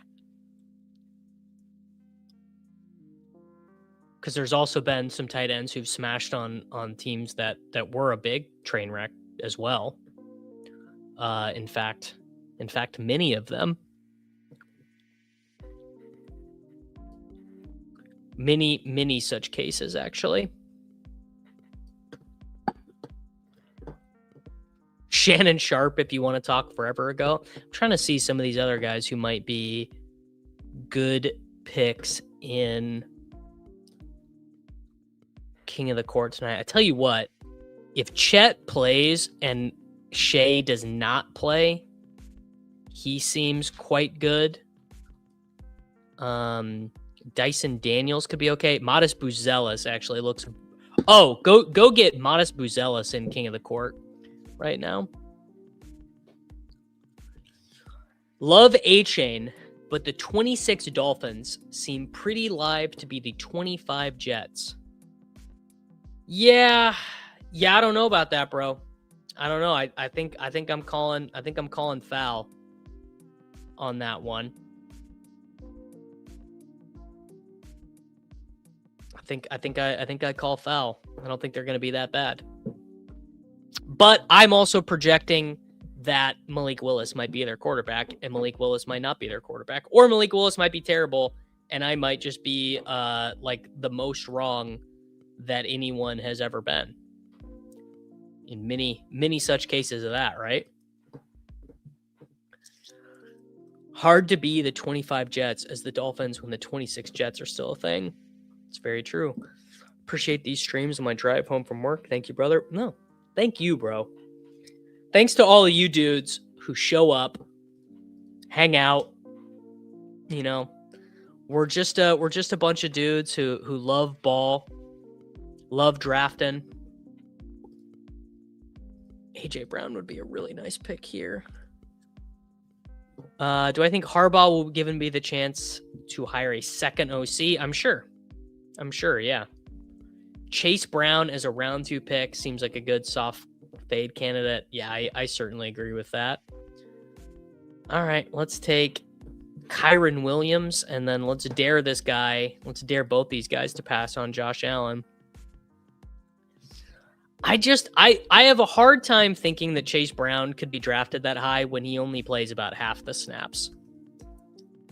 I have a hard time drafting a running back that high who's not a workhorse, you know? Chase Brown had 65% of the team's rush attempts and 58% of the team's routes, but if you isolate the games that P. Ryan didn't play, he just saw so much less of the work. Damn, okay, Josh Allen did go. Man, you know what? If we take Garrett Wilson here and run hot on his quarterback, we could just get a first round pick right there. I think defenses want to give up points and yards to tight end because they're probably the least dangerous option between the running back, wide receiver, and tight end. T-Bear, that leads me to believe that you've not watched a lot of high-level football. Because in your lifetime, the 2 most dominant teams of your lifetime, T-Bear, were both led by Hall of Fame tight ends. So I would have a difficult time believing that. Doesn't mean you're wrong, but I have a hard time believing it. A lot of similarities between the 25 Jets and the 26 Dolphins. Massive quarterback issue, talented running back, oft injured wide receiver 1, defensive culture head coach. Well, that I agree with. I certainly agree that I would not have hired Jeff Hafley I would not have hired Hafley to be my head coach. I mean, yeah, sure, Kelsey and Gronk are different. I've come around on Chase Brown. He had more touches than A-Chain and was very comparable in fantasy output. I mean, Chase Brown has, generally speaking, been very good when he's played. No disagreements. No disagreements there. Chase Brown, a good Canadian lad, you know. All right, so we have got Devin Achane, Trey McBride, Kyron Williams, Garrett Wilson. So this is going to be very similar to the last team where we are going to be playing catch-up at the wide receiver position. Frankly, we are probably going to draft a lot of teams this year where we are trying to catch up at the running back position. Who is going to snipe Burrow from the 3-hole? Yeah, Burrow from the 3-hole. Jamar Chase, Chase Brown, T. Higgins. Oh, I'm already praying for him because he's going to have a really bad time. Chase Brown is Javonte without the ick factor. I can see that. That could be true. Although the ick factor is quite large with Javonte. It's hard to rub the stink off. Carnell Tate is a very good pick here. Wow, Carnell Tate behind Lemon, huh? That's a little bit of a gift. Do you think it's smart to try and pair Josh Allen with AJ Brown, Alec Pierce and Downs? I don't think I've taken Alec Pierce yet. But yeah, I mean Josh Allen, AJ Brown, sure, they could certainly be teammates. See, I disagree with this because Kelsey's a pretty good blocker. Kelsey did a lot of inline blocking in his years in Kansas City. Man, I'm taking Jaden Daniels. Shout out to the sidekick. Jaden Daniels, Devin Achane, Kyron Williams, Garrett Wilson, Carnell Tate. This is actually shaping up to be a pretty sick team. Is Dean Connors this year's Laube? Man, I don't know. Do we think Dean Connors will come on the TakeCast? I hope so. Yeah, I mean, Kelsey is, I would imagine Kelsey has some very good run blocking grades in his career. Travis Kelsey, PFF. Travis Kelsey in his career, run blocking. Not great. Some really good seasons in there. Guy's played 2,170 run blocking snaps in his career. I guess these are not great some really bad, some stinkers in here. Like, I don't know. Let's compare this to TJ Hawkinson. TJ Hawkinson's supposed to be a great run blocker. Not really that much better in his career. Like, Kelsey was no Gronk. What non-Chiefs player would you most want to have on a podcast? I mean, I would say Rory McIlroy is the guy I most want to interview. I think he would be really good. I'd love to have Wandale. Love Wandale. Compare him to Kittle. I mean, I assume Kittle's got to have crazy run blocking stuff. By player, George Kittle. George Kittle, elite run blocker. Yeah, so there you go. 3,000 run blocking snaps in his career and always above average.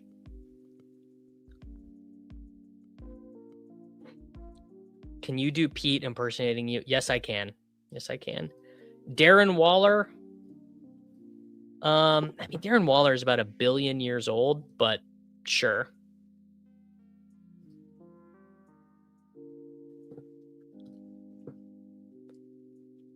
Yeah, Darren Waller probably, there's probably worse. Ooh, yeah, Baker, Hurts, Kyler, any of those guys, any of the Oklahoma quarterbacks. I've had Joel Damon has been on the TakeCast. Dylan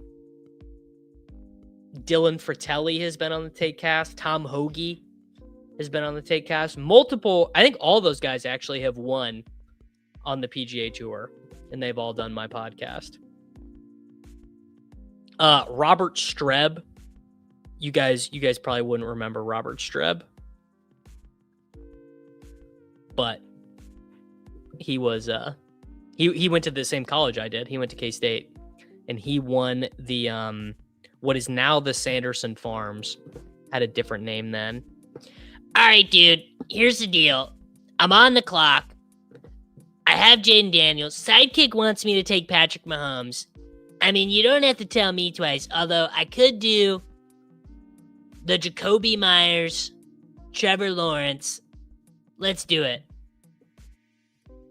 A little bit of Bill Simmons got in there at the end. Sal, let me tell you about this guy Jacoby Myers. Yeah, it was a little Simmonsy. A little bit of the sports guy there. My goat. Sports guy's probably having himself a day with all of these NBA trades. Hollywood Hoagie. Yes. Hollywood Hoagie. Wow. Did Lawrence go? No, okay, Lawrence went.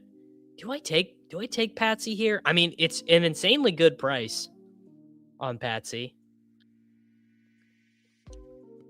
I already have Daniels. You know what? Let's just do it. Sidekick wants me to take Mahomes. Who am I to say no to the sidekick? Michael Kim might. It's true. Jacoby Brissett? One last ride? That was very Simmonsy. I lost it. I might not be able to do Pete doing Davis as Pete doing Davis. I might not be able to do it anymore.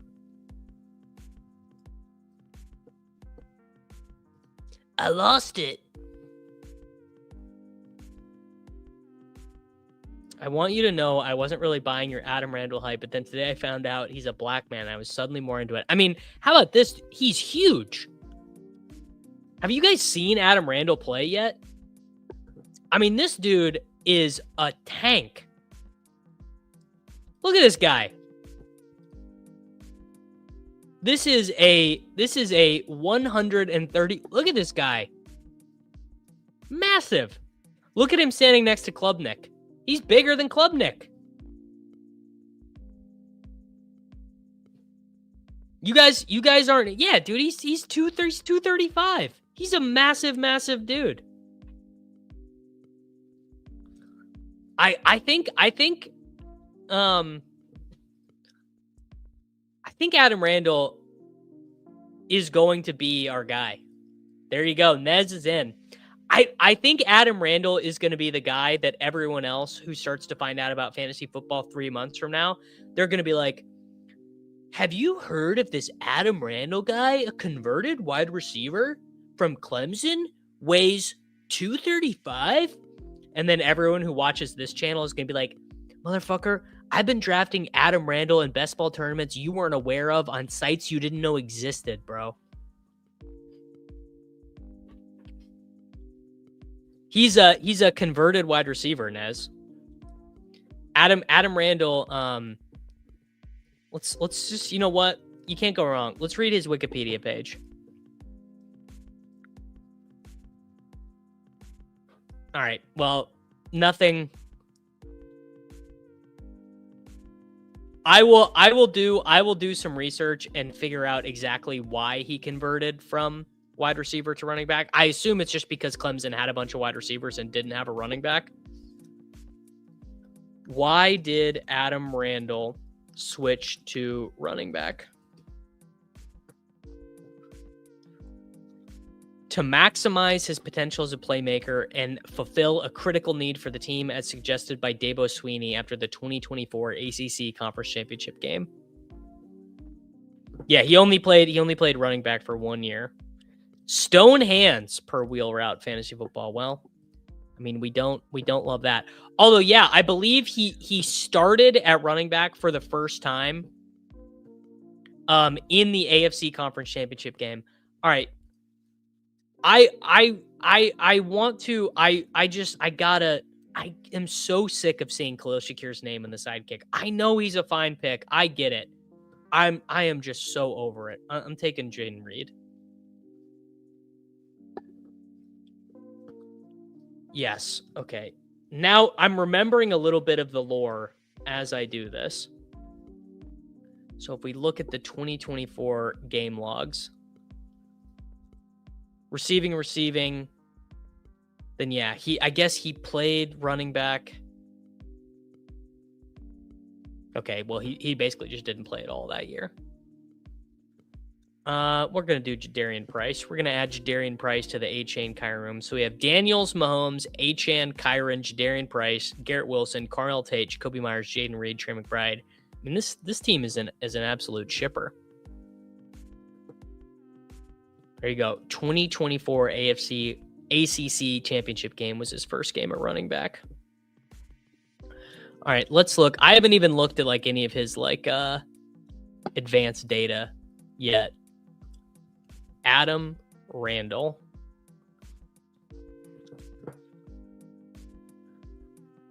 This is his rushing grade.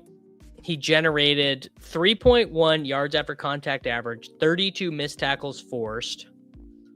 Breakaway rate, 26%, not great. Looks like he really sucked against Penn State. Didn't beat up on Furman, which is nice.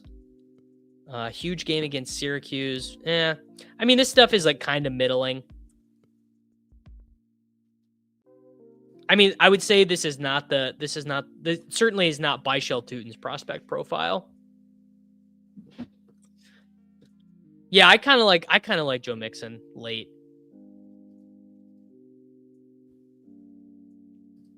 It's just like so many of the guys you take are going to be zeros anyway.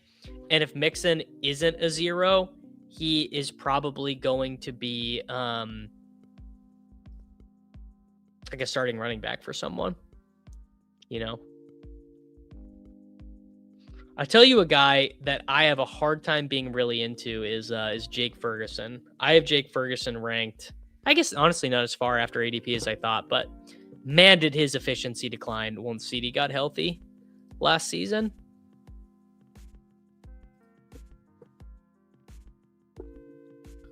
Well, he's going to be done with the Texans.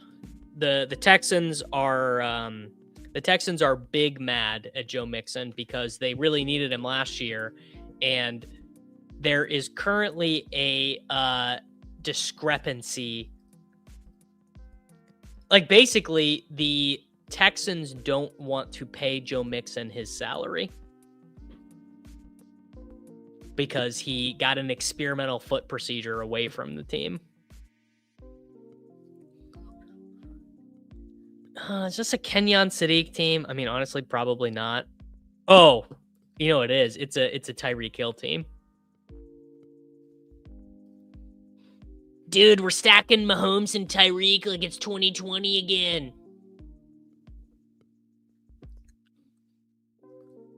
All right. So we got Tyreek. I don't think we need tight end feels. You know what? With McBride, honestly, with McBride, you can probably afford to take Kittle. Because we can wait for Kittle to be back in week 10 or whatever. Maybe that's the way to draft Kittle.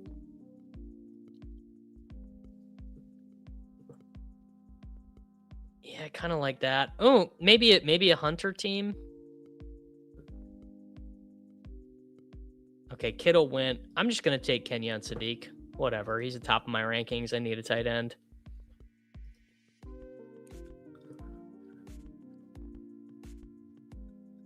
My top exposures, honestly, I kind of have no idea. Let's look at what they are. Drafts, completed, exposures. Probably going to be a lot of Adam Randall, I bet.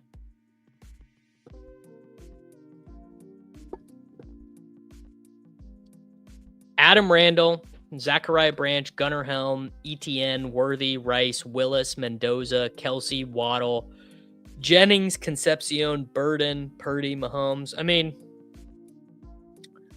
no one would ever accuse me of not playing the hits. That much is for sure. They would not say that about me. Zachariah Branch, baby. Zachariah Branch and Casey Concepcion are our newest members of Team Short Fast King.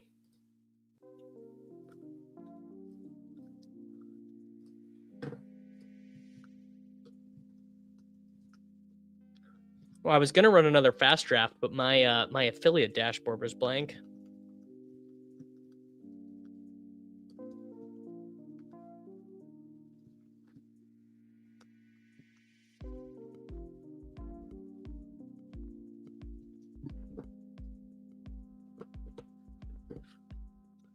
Yeah, I'm not doing. I am not doing the 8.7% of guys yet. They're if I'm because basically right now the market like doesn't exist. The fantasy football market on February 3rd is very far from being mature. I think it's much more likely that individual prices are going to be wrong versus individual prices being correct right now. So like I actually kind of want to take the opposite approach to drafting right now. I would like to be hammering prices I think are bad. Like I want to be or maybe even guys who are priced in a way that it is not going to be their August price. Like Tyreek might be not clickable in August. Like Tyreek might be like cut by the Dolphins, unsigned, leg still in a cast. But if Tyreek is a chief or a commander or a whatever, and he's healthy, it's like, okay, well, Tyreek's going to be a 9th round pick or a 7th round pick or whatever. If Casey Concepcion or Zachariah Branch are 1st round picks, damn, I was going to take Trey Benson. Someone just mentioned him. You know what? This is a good Rachaad White team. Just a nice, steady veteran presence at running back. I don't think the Jets are going to franchise tag Breece because they might just not want to. But I would say there's certainly a decent chance that Breece Hall does end up being a Jet.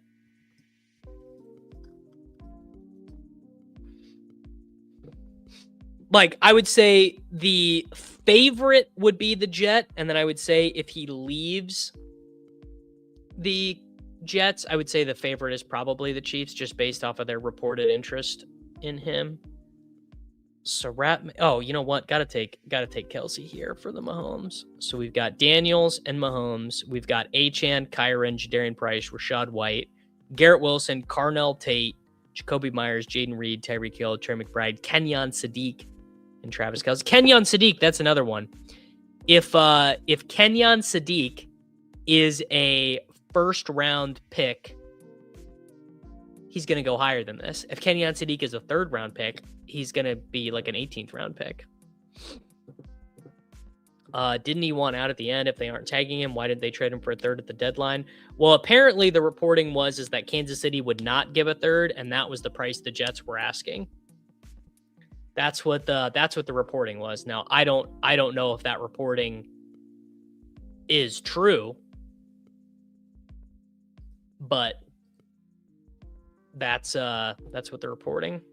With the NFL's current meta, is it crazy to go 3 strong running backs, 1 hero wide receiver, than just a wide receiver with a bunch of big play guys? Yeah, I mean, in general, you still just need the ability to find some league-winning scores at wide receiver. And if your wide receiver group are just all guys who you need to perfectly layer in the scores, it's very hard to win. Like last year, JSN was so important because JSN had league-winning scores and allowed you to take really good running backs. And that is just, not going to be the case if you wait to do, like, I would say I'm actually less in on the Slayton type guys than ever, because the Slayton type guys just basically they just don't matter. Like Darius Slayton just cannot do shit for you, basically.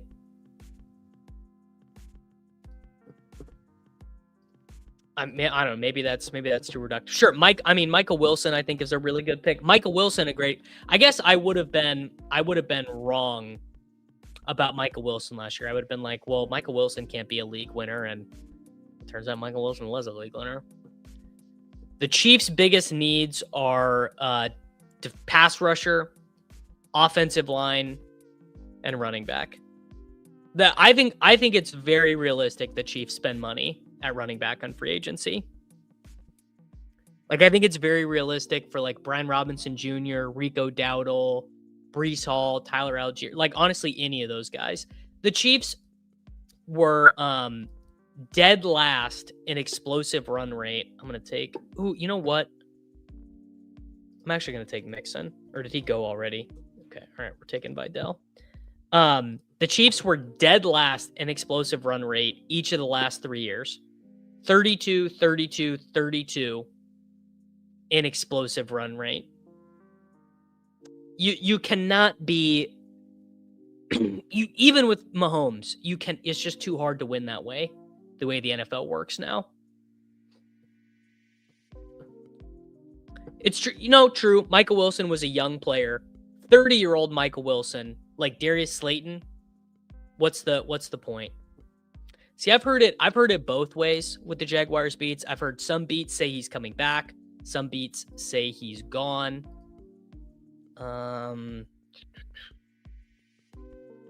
Quarterback. You know what? Here we go. We're going to take Brisket. Maybe he starts with McBride. Maybe he doesn't. There you go. Well, sure. Yes. But this early on in the season, we are thinking a lot about archetypes. Like, archetypes are very important when you're drafting in the big board. I mean, Herzig said this very succinctly the other day. But in the big board, you do kind of want to be more forecasting on talent than opportunity, because opportunity can be so, can vacillate so much.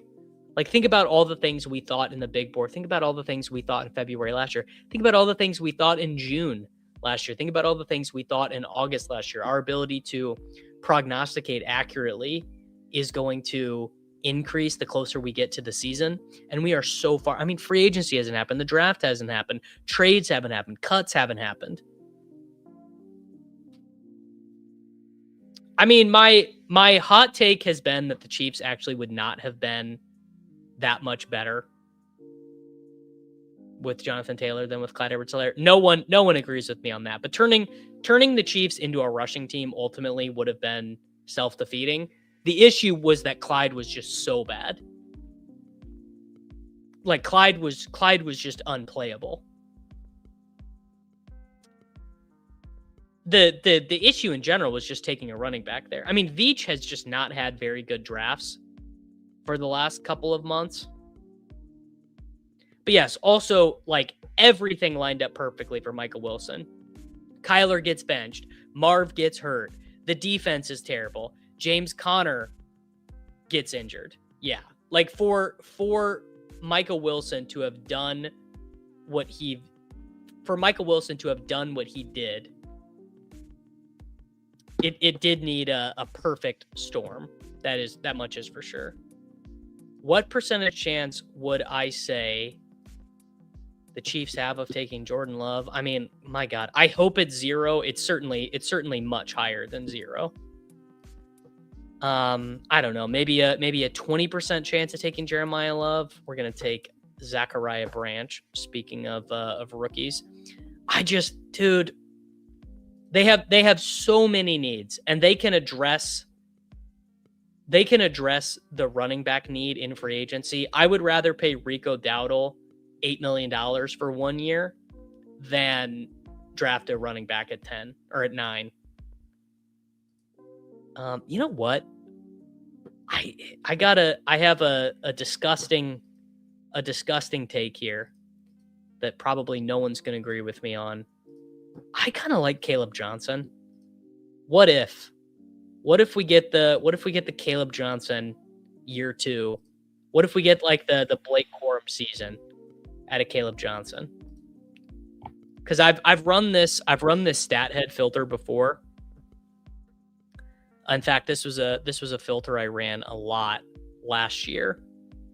So single seasons, matching criteria, descending PPR points per game. We'll go 2010 to 2025, and we'll go running back, biographical filter, year of player's career, first year, and then draft status, drafted in round 3, and then we'll go rushing yards. We'll go less than 300. I think it was a good way that I did it. I mean, a lot of these guys absolutely sucked, right? Damian Harris, James Conner, Darrell Henderson, Blake Corum, Kenyon Drake, Trey Benson. Now, some of these guys were all-time busts. Like Alex Green never got there. Tank Bigsby got traded. Tyrion Davis-Price never got there. Blake Corum broke out. Keyshawn Vaughn never got there. Marshawn Lloyd never got there. Trey Sermon never got there. Darrington Evans never got there. But some of these guys did get big opportunities the year after. It's certainly not as cut and dry as his career is over. There's probably even a better way for me to run this instead of like, what if I just do fantasy points PPR, and what if I just do fantasy points? What if I just do less than 50 fantasy points? That might even make the list better. So you've got Charles Sims, Ronnie Hillman, Tevin Coleman was one. I mean, there are guys on this list who came back around, you know. And I'm not saying that Caleb Johnson is for sure going to come back around, but there are a lot of guys who have started from that position of being terrible and then came back around. All right, let's do Jalen Knoll. Did score 55 points last year. And then I wonder, is the sidekick going to want me to take another wide receiver? Are we going to do a 3-6-8-3?